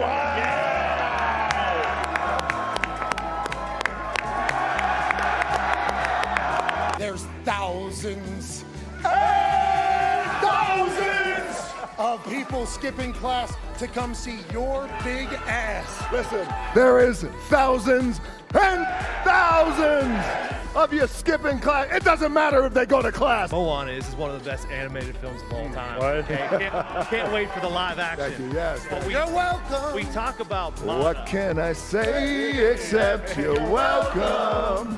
And we talk about Mana. Honestly, listen, kid, I could go on and on. I could explain every natural phenomenon. The tide, the grass, the ground. Oh, that was Maui just messing around. I couldn't have buried its guts, sprouted a tree, now you got coconuts. What's the lesson? What is the takeaway? Don't mess with Maui when he's on a breakaway. And the temperature here on my skin is a map of the victories I win. Look where I've been to make everything happen. Look at the me new Maui just tickety-tapping. That's it.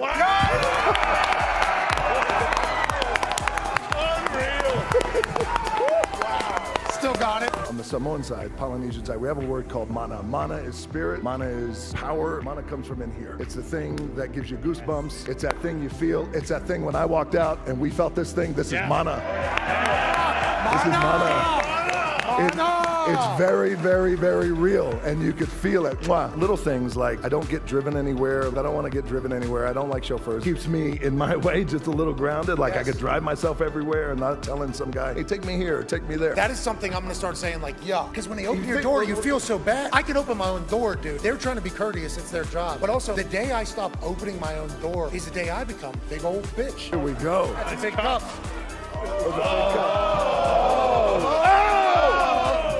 Sorry, Mike. And here's the iconic sound. You guys know it.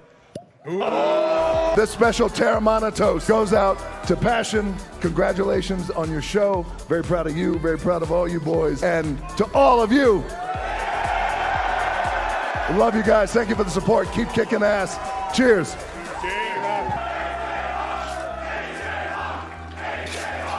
In my world, when I sit down and we're talking about movies and all this other shit, it's never this. It's never this, back with the boys, and you. So I appreciate it, and this one's to you. Thank you, boys. See you, pal. Cheers. Thank you. All right, we're going to take a 5-minute break here. Oh, hold on, one more. If you smell what The Rock is cooking. Hey. Why? Let's go. This show stinks, and the fact that you listen, we are very, very thankful for. McAfee on the line with a gorgeous assist. The all-time leading tackler for the Green Bay Packers. You pig!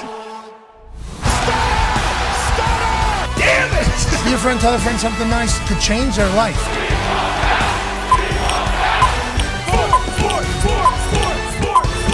Hello, beautiful people. I mean, it was an awesome break.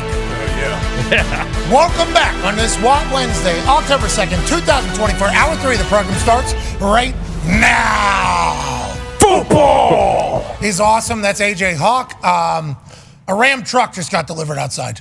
A Ram truck. Hell yeah. A 2500 diesel Rebel Ram truck just showed up during a commercial break. Had no idea it was coming. Had no clue. Just talked to my man Trevor, who's a truck driver from Mississippi.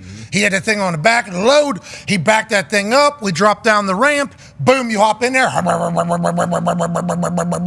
You're talking, you can hear that diesel humming. Mm-hmm. I sat inside of it. Beautiful electronics. Unreal. Beautiful. In the paint job, they got like this matte gray into black. Ooh, it is. I mean, there it is. There it is right there.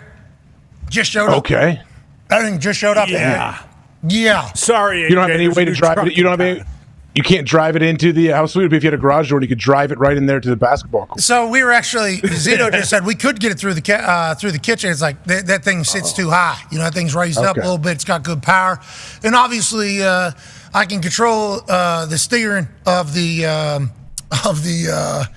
I fucking hit it when I was driving. Almost said it all of it. Whenever towing, I can. Toe cam. I could steer the toe. You get it. The toe. Thing was in 4-wheel drive. Oh, low. the hitch. The hitch. There it is. I could steer the hitch with it. That's nice, actually. It was in 4-wheel drive low whenever it came out, so I started driving it from the truck to put it in his parking spot, and it was like real low. And I'm like, this thing's fucking broken. And then I find the point. It's like, you want to get a 2-wheel drive on 4-wheel drive high? It's like so many options all of a sudden. Ooh. And that diesel. This is my first time owning a diesel. You can feel that thing. Mm-hmm. And if you can feel it. You can chase it. Yeah, you can. And I'm going to be chasing that happiness for a long time. That car just showing up, or that truck just showing up out of nowhere. It'll be a nice Thunderdome truck. Boys will enjoy it all. Sure. I don't know how downtown might be not like the perfect place for it, because of the size of that thing. But Ram truck's got all the options. It can go anywhere. I mean, if anything, we should just fill up the back with some water, maybe make it a pool. I'm kind of taking back. Yeah, legitimately not a bad idea. It's a beautiful truck. Little white trash pool is the back of a pickup truck. Not a bad idea. They won't drain out the back anywhere. There's probably no hole. No, you've got to put a tarp in it first. Well, tarp. What are you talking about? Fucking This assholes. isn't our first what truck the pool. hell? What do you think this is? This is your first rodeo. We know some guy who's never been in the back of a truck pool. Yeah, exactly. You're right. Nonetheless, hey, Ram Trucks, we appreciate it, man. That was a cool surprise. Sweet. Hell yeah, Ram. That thing looks Good looking truck. Great. old buddy truck driver. He's a character. Yeah, he is. As soon as you said Mississippi truck driver, he was a character. Backing that thing out of the truck is pretty tight. It's a big truck. So he's like, "Can I get an extra set of eyes back here? A little help?" You got it, bud. We got you. He was very worried. He was very precautious. The mirrors were folded in, so he couldn't use them. Yeah. Mirrors completely folded in. I don't know if the camera was able to get a good back. We got that thing off there perfectly. Ram trucks, we appreciate the shit out of you. Okay, let's move along. Speaking of Ram trucks, who are the best that were ramming and trucking people for NFL Week 4 of the NFL season? Well, there's only one person that we like to go to. There's only one person whose ideas and opinions carry the weight of the world. Ladies and gentlemen, it's time to go in the trenches with the top 5 performing offensive lines with A.Q. Shepard! I love that. That was awesome. 49ers. We're going to start with them at number 5, boys. Okay, let me open the iPad. And why are we going to start with the 49ers? Because, well, let's just watch the clip first. Let's watch the clip. Let's and we do might it. have some numbers. We might have some numbers on this guy. Let's watch Trent Williams. Probably the best of this generation, maybe one of the best of all time, maybe the best of all time left tackle. Whoa. Let's watch a crack toss first. Watch Jawan Jennings, who's not only their best blocking receiver, he is their best receiver right now. Crack right here from 4 yards away on 95.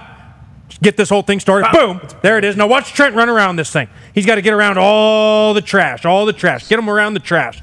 And then when he does that, let's just lead him down to the Valley of Paradise as Mason runs for 30, ends the game, and he is the lead blocker running at 20 miles an hour. 3rd and 7, fourth quarter. Could be wrong. 1:17 left. First down here, ends the game. This is a game-winning play. And you talk about him going 20 miles an hour. We did try to look up what his speed was. Because if you look whenever he gets downfield here, he's how tall?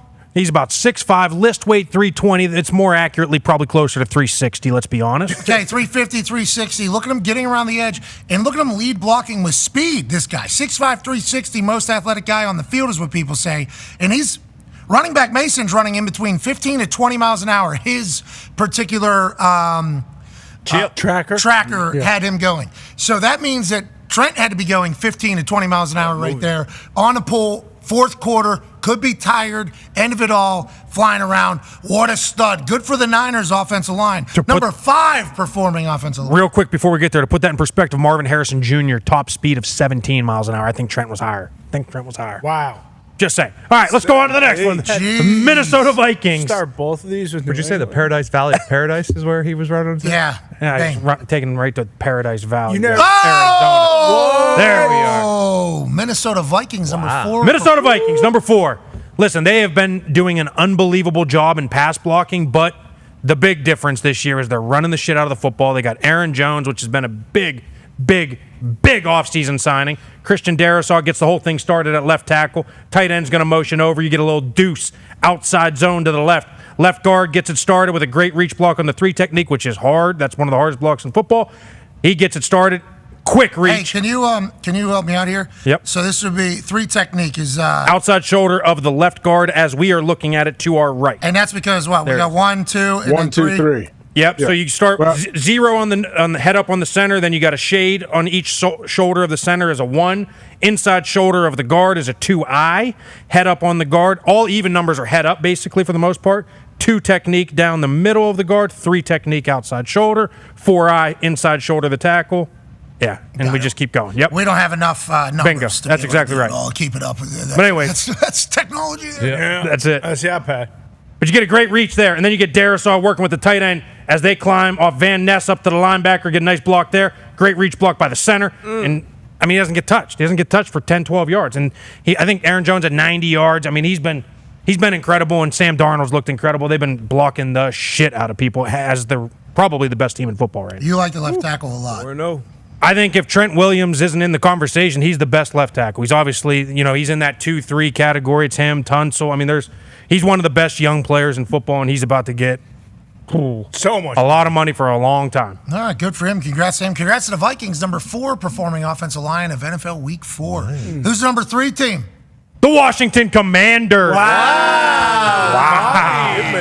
Whoa. Hey, they go into the desert and they went inside. They went outside. They went inside and outside. They did whatever they wanted. They did whatever they wanted running the football.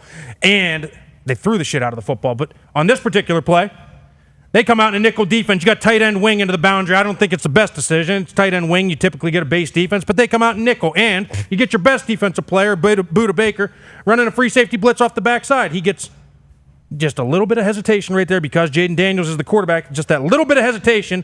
Make sure that he doesn't run back down from the backside. You get both guards pulling. You get a hell of a deuce block on the front, or tray block on the front side between tackle and tight end. Watch them move him 10 yards downfield into the linebacker. And then he goes untouched 29 yards for a touchdown for the most part. D-Butts, I got to ask you, since there was the other guy outside of Buda, outside contain, he shouldn't have hesitated at all, right? Looks like Buda got to go and chase that down. From the looks of it, you got another rusher from the outside. Most outside rusher has the edge in the quarterback typically. Can't take instincts away from people, though, and the fact that there's a Lamar Jackson, a Jaden Daniels, a running threat at quarterback makes that slight hesitation, and that is everything from keeping him just outside right there. McNichols third string, too, with Eckler out. He had 2 tuds. Look at 63 straining right here, man. Oh, yeah. Biotish had an incredible game. He had 2 or 3 knockdowns in this game. He reached the shit out of the nose. Is he a Cowboy? Former Cowboy, came with Dan Quinn. Yep. All right, who's the number 2 performing offensive line of NFL Week 4? We got the Detroit Lions. We got 2. Yeah, Foxy, they looked incredible again. They got back to doing what they do, and we got 2 plays, same exact play, little different look, but it's the duo play. We get 2 double teams at the point of attack. Tackle guard deuce, center and backside guard normally do. A lot of teams are getting more into this because it makes the nose guard think a double's coming. You just ride them up the field. The backside guard climbs on number 48 on the backside, but check out the deuce block on Jaron Reed. Number 90, as you see it, he just turns and he doesn't know what to do. Climbs up to 0. Check out the 2 tight ends working 58 to 21. Great job by Brock Wright straining and Laporta getting the outside. And is this about as easy as a run as you've seen? That is a big gaping hole. I mean, he's flying. What do you do? It's well blocked. What do you do? I mean, that's as well blocked as you can get in the NFL. Doesn't happen. You're going to see on the next play, they block it the exact same way, and it's a little gaping hole, and they still find a way through. Same exact play, but watch the difference. The difference between the 2 plays last time, so if you go back to the beginning, last time they just combo blocked it between the tight ends. Now they do a fold block. Watch Brock Wright block out on the defensive end. Watch Laporta loop around and pick up the inside threat on number 2, or the safety, number 8, whoever climbs in there. Ooh. That's his job. See the little fold block there? But we get the deuce block. And then this is awesome, too. If you go back just a little bit, check out Zeitler, the right guard. This is what you call a transition double team. You're starting deuce. He's starting a deuce block with the tackle, but he notices his gap is the A gap. So as the nose loops across the center's face, transition deuce to ace, and then they wall it off, and there's the little gaping hole as Montgomery sneaks through there. They lost their center, right? Ragnow was out? Ragnow was out. They moved Glasgow, the left guard, into center, and moved was it Skip? No, it wasn't Skip. Skip stayed as the 6th man, but this guy, started the NFC Championship last year due to injury as well. So they got a lot of faith. They got a lot of depth on the offensive line, and they are rolling. Absolutely. Look at you guys, Foxy. Yeah, I'm counting for sure. That's 3 times that the Lions have been on AQ's top 5. I think they're going to have the record at the end of this thing. I'm definitely counting. They are, in my opinion. Them and the Ravens are the top 2. And guess who's number 1 this week? The Baltimore Ravens. Wow. You got 2 awesome plays, and again, they get back to doing what they're doing. We talked about it early in the season. They were not using Patrick Ricard, and they, over the last 2 weeks, have been a heavy dose of Patrick Ricard. This first play, you get a Hold on, what they do with the offensive line? They move some people. Yep, so they got Patrick McCarry, who's normally the tackle on the right side. They moved him to left guard due to an injury to Voorhees. Voorhees out with an ankle injury. And then you move Rosengarten, the early draft pick out of the University of Washington, at a right tackle, and he did a hell of a job. Oh. Hell of a job. But on this first play, we get a little toss play. Let's get Ricard out in space on a DB. Don't want it. Do you want it, DB? Never want it. But he's just going to climb. And now watch Derrick Henry set this block up inside, get him on his inside shoulder, back outside, and it screws up DeMar Hamlin's angle, right? But let's watch if we can circle furthest lineman downfield. Let's go back just a tad. Jeez. That's Tyler Linderbaum, the center. Watch this little club chop that he does. I mean, it's like a fucking tomahawk to the guy's shoulder and puts him on the ground at the end of this. Watch this. And boom, puts him on the ground. Get on the ground. How awesome is that, AJ? Nasty. You guys are scumbags. Man, it's got to be illegal somehow. A chop to the arm? Okay. To the back of his shoulder. That's awesome. That was awesome. It's unbelievable. How do you get down there so fast? Come on. That's incredible, right? Moving. The power in that chop. That's Iowa. Look at him. Look, and first of all, typically most guys are getting picked off by this. You get the 3-tech slant. It doesn't even fucking phase him. He just sneaks through it, shoulder dip. Get thin, get up, and still gets front side on him. Now he starts to get over top. No, chop him down. Jeez. That's awesome. What a move. Ty would love that if he was here. That's an Iowa Hawkeye. Yeah, it certainly is. Let's go to another Ravens All right, run. so this play is super well blocked. Just stop it real quick. Okay, so as we see this is called a wham. I see a lot of people on the internet calling this a trap. Let me give you a little reason why this is a wham. A wham is anytime you use a tight end or a fullback from outside trapping in. A trap play is when you use a down guy, a guard, or a tackle coming across the formation and trapping somebody out. So this play is supposed to hit between tackle and 42 Ricard coming and whamming the 3 technique. But what they do is it's an influence wham. So if you watch this, you're going to get the right guard pulling behind the center, the left guard pulling behind. Center and left tackle now go through to the linebackers. And so there's a lot of eye candy for the linebackers. Like, oh, shit, I see Puller. I got to hesitate, which allows center, left tackle to climb on the linebackers because it hesitates them. Now you get the wham on 42 right there from Ricard. Boom. Rosengarten does a nice job kicking out. Now check out the block that springs this is Mark Andrews getting a beautiful angle outside in, and this hits between 42-70 and then outside at Mark Andrews at the second level. Boom. Shitty angle by 31, right? See ya. Yeah, it's a crack place. You got to be there, got to show up. But as a run game, you want to make the corners, make the run fit and tackles. Man, this is chaos. Chaos. This is absolute chaos. Isn't it awesome? Why off? Really good scheme, and 87 yards to the house. First play of the game. Demoralizing. We just won the game. As soon as the guard pulled, Ed Oliver knew it was coming. Oh, yeah. As soon as he saw it. Yep. But again, the first 2 steps, he reads the puller, so that's what gets him inside, and then his eyes go outside. He's like, shit, it's already too late. Mm-hmm. Boom. So that's why it's an influence. Influence, yeah. It's all influence. And you're starting to see this a lot more. Actually, I was kind of blown away. The Colts ran an influence trap on Cam Hayward, which was a bad decision, but it actually worked. Bad decision. Why was it a bad decision? But it worked. Why? Why are you so process-driven? Results worked. Results worked. I agree. But you typically trap guys on the inside that are up the field guys. That's the whole reason. Cam Hayward's not. He's a read guy. So he was sitting there reading, and he's like, oh, they did a great job on it. But anyways, Ravens, number 1 offensive line of the week. Congrats to 4 out of the top 5 for returning. Coming back to the top performing offensive lines. And if you have a good offensive line, you're going to have a good team. Can I make one more point here? Sure. What do we notice about this group? All 5 of them, for the most part. 4 of the 5, minus the Commanders. 4 of the 5 use heavy dose of fullback. CJ Ham, Kyle Juszczyk, and Patrick Ricard, 3 of the best fullbacks in the game. Probably the 3 best fullbacks in the game. Old school football is coming back, huh? I mean, it's constant cover 2. People don't realize this, but cover 2, when you have a run pass check, the minute the quarterback sees cover 2, Check run. Because there's less people in the box. Less people in the box. So you got to run your way through these people doing cover two. Mel Kiper says, let's get rid of it. Let's get rid of it. It might be boring. It might be less points. It might be less flashy. But, boy, that was some exciting shit, wasn't it, boys? Okay, and watching bodies hit the floor. That's right. Thank you, A-Kush. Another Baby incredible Kush. In the Trenches top 5. That has been a fun thing this year. The top 5 in the Trenches seg. I enjoy it. 4 out of the top 5 remain the same. We need hey, boys, let's tighten up. Where's the Colts? Where are the Colts? They got the highest grade. They were 6 last week. Remember he said? Yeah, I thought, to be quite honest with you, I thought the Colts offensive line got their asses kicked up front this past week. I did. I really did. I don't know what you want me to tell you. They started a rookie at center who was on the ground against, what's his name, Benton? Keanu Benton, Yeah, there you go. Benton gave the rookie center a little. He barely survived that game. No Ryan Kelly. Obviously, that's going to be a big deal. That's a big deal. So how you going to put him in? It's the whole group. We beat the Steelers. TJ Watt didn't do anything. They had one single. It was good. Go Cam Hayward and got trapped. Quentin Nelson. Tough matchup, boys. Tough matchup.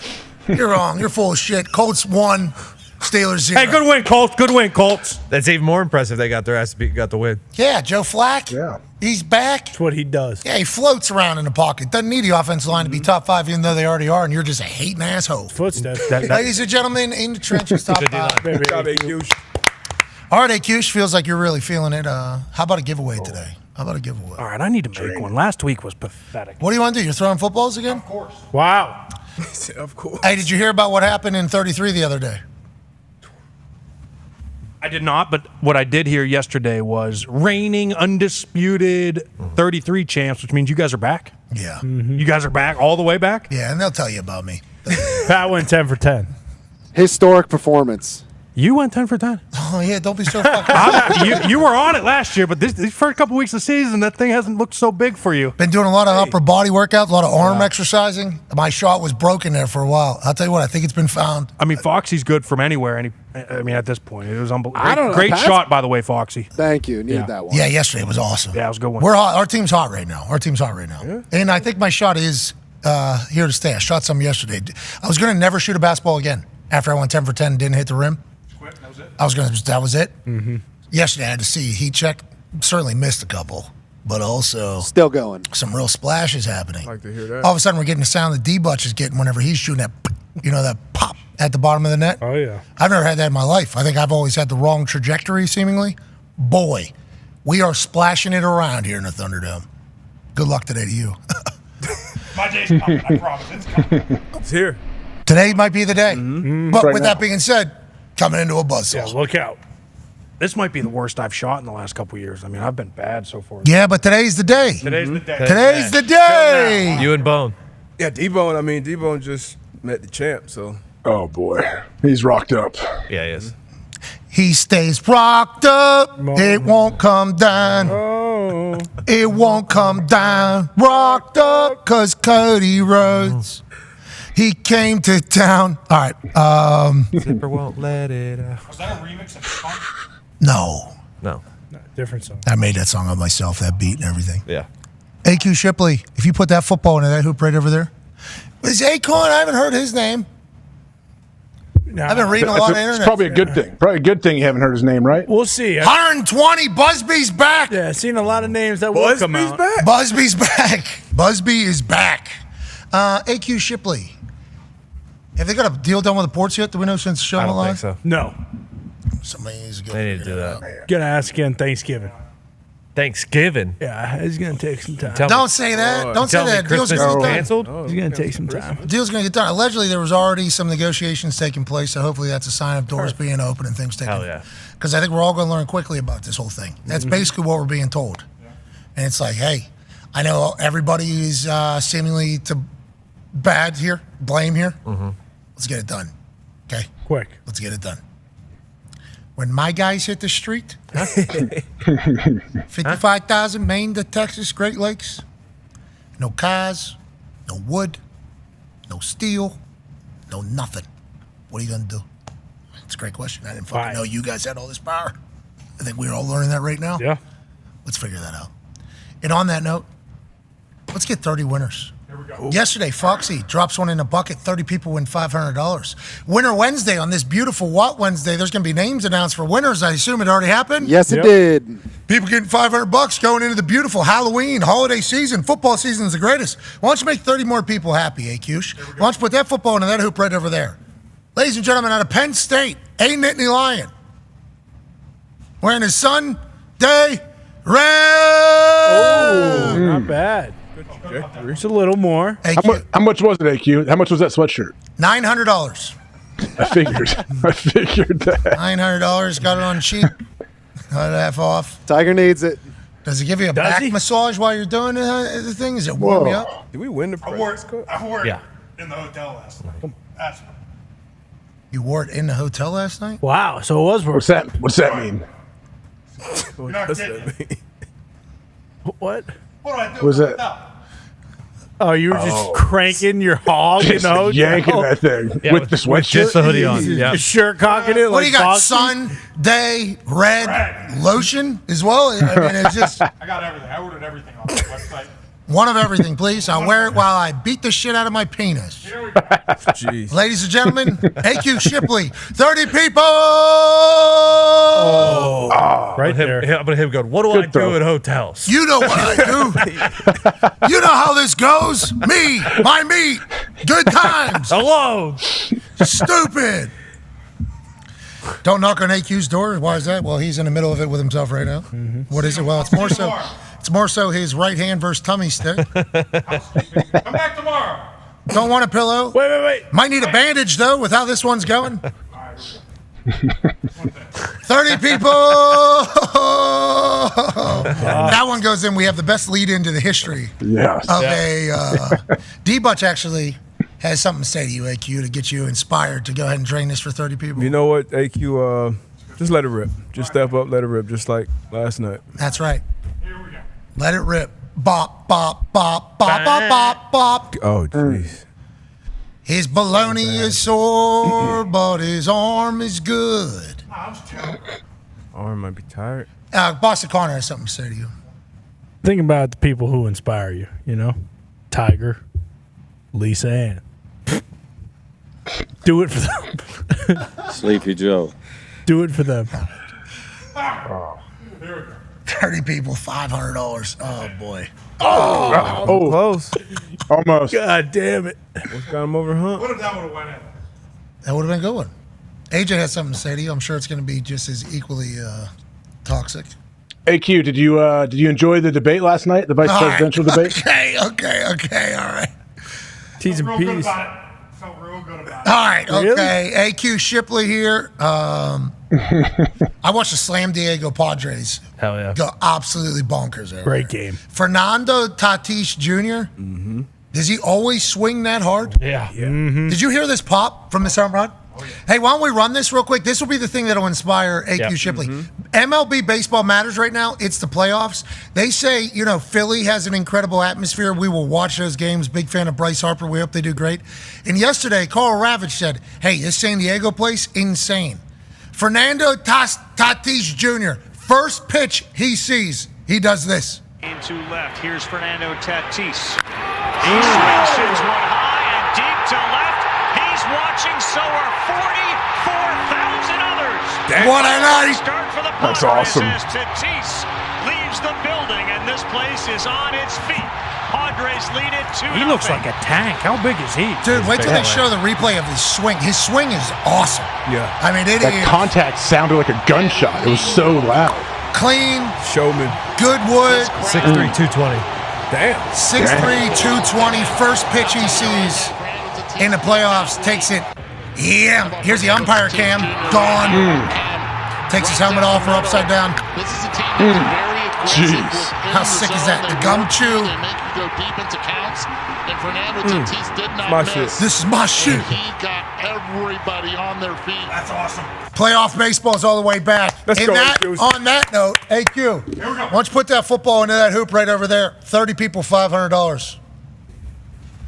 Oh, my God. Jeez Louise. Right on line. Fernando Tatis Jr. Wow. For my ankle. No, it wasn't.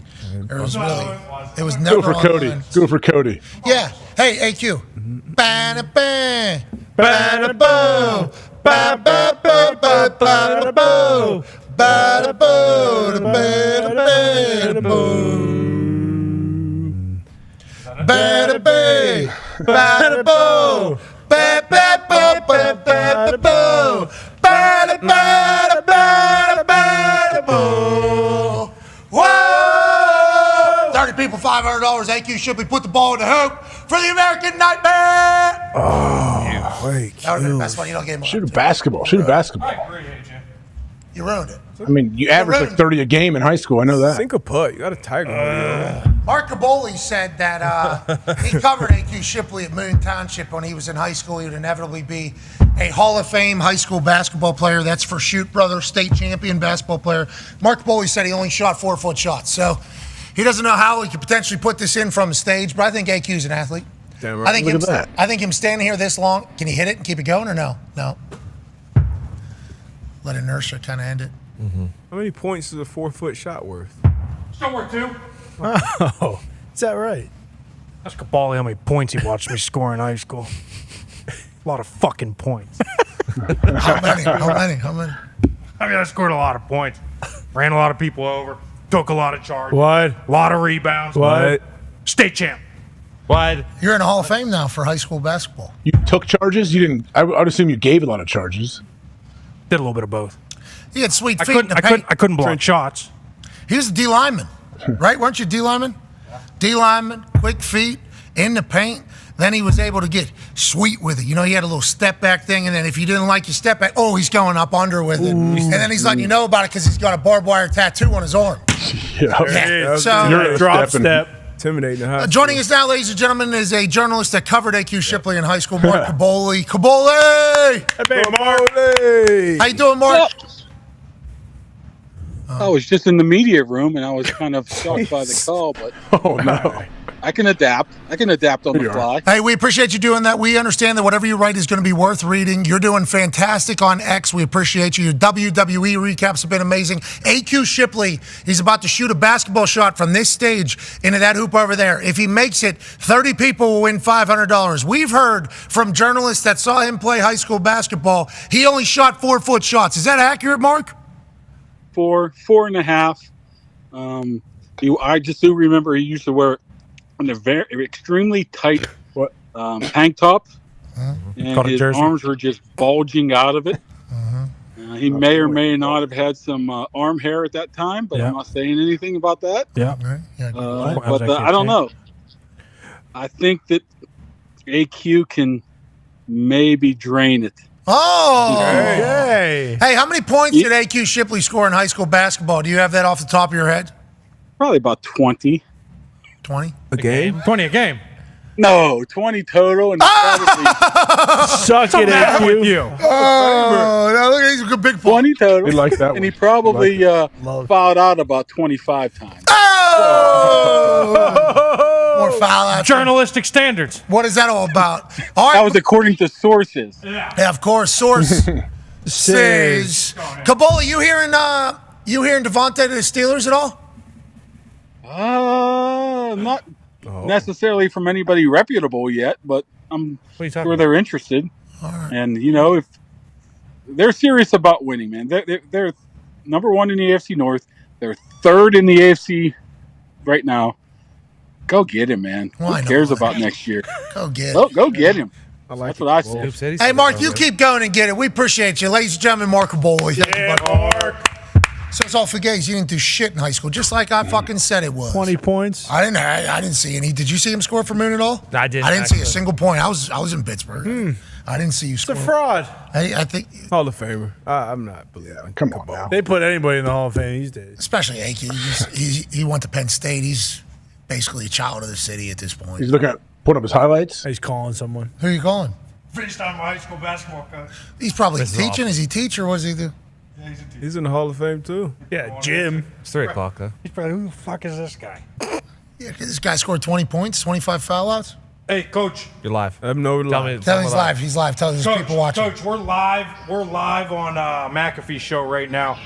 Tell them how many points I scored in high school basketball. These guys don't believe I was any good. Oh, AQ was amazing in high school. I tell you a quick little story about AQ. Absolutely. Oh, yeah. Turn it around. Is it FaceTime so we can see his face? First time I met him. No, he's on a comes after football season. They were in the playoffs. They went real long, so he comes into basketball. We're already about ready to have our first scrimmage. We're scrimmaging Stowe Rocks. Very good team. Would end up going to the state championship game that year. Adam to Michael, all these really good players. Sure. Loose ball down the court. AQ right from football. Chases down. Beats the kid to the loose ball. Does a spin move around the kid. One dribble, lays it in off the backboard. I said, he's a sophomore in high school. That's 2 points there. How many more did he have? Did he have was he a scorer? Was he a lockdown defender? How would you describe his game? I mean, I don't know if Q has a lockdown defender body, you know? Fair. Why not? 6'1", 280 is probably not a great lockdown defender body, but he could guard any big. He could move. He could catch. He could finish. You wanted to make a three really bad. I don't know if he did or not. Three-year starter. How many? 3-year starter. But a lot of points, right? I would say, I don't know exactly off the top of my head. It's been 20 years ago, but I would say he averaged probably 10 to 12, 14 points a game. He's a 3-year starter for us.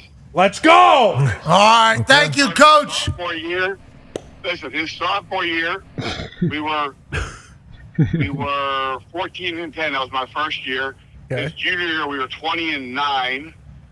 His senior year, we were 28-3 and won the state championship and the first Woodfield championship in Moon history. Wow. Okay, The that's Norman nice. and Legend. Thank you, Coach. Legend. Congrats, Coach. All right, put him on the map. Jeez Louise. Team got better as you got better, pal. That's right. Yeah. Caboli's really singing a different tune. He ever share a hotel with you? He knows. That coach knows. Yeah, 30 he taught him everything he people, knows. 5. All right, after all that, worst shot we've ever had. That wasn't real. Did you see him kick his little feet? Yeah, why'd he do that? Can we get a replay on that? Your little feet. Why'd you go? What are you doing? Oh. That was online. That wasn't bad, but your little feet ski thing. Little feet ski. Your little, I don't know what you're doing. You're doing a little kick of your Kicking your toes. heels to your ass. He's too athletic. Maybe switch it up, AQ. Maybe hit that one. Oh, here it is. Here it is. Look at you. Look at you. Look. This is what you look like. We're watching. All right, just so you know what we. All right. Did you see what you did? Your little feet kick up. Look at your little toes. Your little cane footwear. I get real nervous. I'm going to go off the edge. Have a little spatial awareness. You know how to do it. That first shot may be worst shot in the history. Ever. All right, you're going this way. 38 people. Oh. Way better. That was close. That was it. That was it there. 38.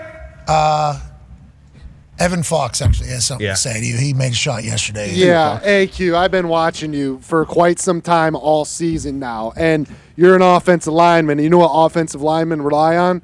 Their fundamentals. All right, your fundamentals are trash right now. When you're throwing that football, you're nonchalant, swinging your leg around, and when you're throwing that basketball up there, you're all loosey-goosey, fading away. I need you to get into your fundamentals, and you need to launch that ball into the hole. Lock in, AQ. Stop making a big joke out of it. 30 people winning $500. Here we go. Why don't you do it for the people? Ship shape, tip top, drip drop. AQ Shipley! Let's go. Coach Foxy. 30 people, $500. That man right there. Basketball Hall of Famer in Western Pennsylvania. Wow. Eat shit, Cabali. He might. And shout out to your coach. He He won't. He will not. He probably won't. Just think like He it. definitely won't. That man right there would go on to win 30 people $500 because he put a ball into a hoop, and we appreciate it for that. All right, be your friend, tell a friend something nice. It might change their life. Remember, there was a QR code in the first hour to register for the presale for the Royal Rumble, which is coming here to Indianapolis. Presale starts November 15th. That's going to be sold out here at Lucas Oil Stadium. People are, very excited about it here, but obviously Indianapolis has highways to every city, basically, in the area. So it's going to be a massive party, celebration. There's some people that were left off that poster that aren't happy about it, but that's what the Royal Rumble is, baby. A psychopath? It's he's a warrior.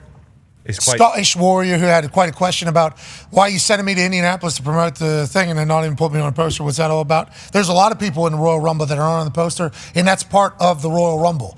Royal Rumble, you never know who's going to show up. Could be stars of yesterday. Could be stars of tomorrow. Could be a big-ass name that you haven't seen in a while. That's Royal Rumble difference, and that's why it's such a magical event. It'll happen in Indianapolis. Then also remember, Dude Wipes has the Dumpkin Spice available now at Target because people are drinking pumpkin spice coffee, and that means pumpkin spice dumps. That means you need to fight fire with fire. The Dumpkin Spice Dude Wipes do that, and it smells delightful after a nice, big coffee shit as the weather starts to turn a little bit. Shout to Ram Trucks dropping off that truck. That was awesome. Shout to Pizza Hut. Can't wait to eat that tomorrow. Life is good right now. Good old days. We're in them. We're in them, yeah. Aren't we? Beautiful fall weather. I was at football practice last night. It's like 72, kind of windy, like Halloween trick-or-treat type weather. And I was like, boys, like, look around.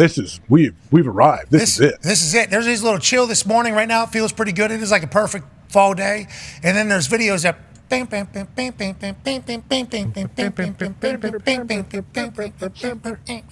because Halloween's right around. We did it. I put all my huge skeletons out in the yard this weekend. It's time, baby. Clean out your closets. Good move. That's if that's what you're talking about. No, like the 12-foot skeletons. I got three. I got 3 of them in the front yard. God, absolutely. Yeah, good fall cleaning though. Not a bad idea as well. Be a friend. Tell a friend something nice. It might change your life. Good work in the back, boys. Big shout out to Cody Rhodes stopping by. Shout out to JJ Watt. Shout out to all you for allowing us to do this for a living. AQ's good work. Great work. You too, brother. All right, we'll be back tomorrow. NFL Week 5, kickoff Thursday. Holy shit, Chuck Pagano will be here. He's undefeated gambling. Let's continue that run. Whoa. Happy birthday. Chuck Pagano. Coach Pagano. Happy birthday, Chuck. Yeah, Coach. Happy birthday, Coach. Clarence or whatever her name is. Constance. Connie, come on. Constance, 26th of September. Yeah. Her birthday. Used to wrestle against Bob Backlund. No, she beat Bob Backlund. The chicken wing. Bob Backlund at the chicken wing. If you watch this WWE Netflix Mr. McMahon documentary, Bob Backlund takes some strays there. Yeah, he does. He takes some real strays. He was a tough guy. We respect him, but he didn't have enough flair. Didn't have enough pizzazz. Yeah, no panache. Yeah, he didn't have any panache. Pretty good stories coming out of that. Great. Obviously learning a lot. I think a lot of us are through the entirety of it. I like a well-done doc. So we learn more. Anyways, be a friend, tell a friend something nice might change your life. We're in this thing together. Team on me. Team on. AQ, anything to say before you get out of here? Week 5, NFL. Let's go. Wow. Thank you. Nailed it. It's tomorrow. Team on me, team on 3. 1, 2, 3, team. Goodbye.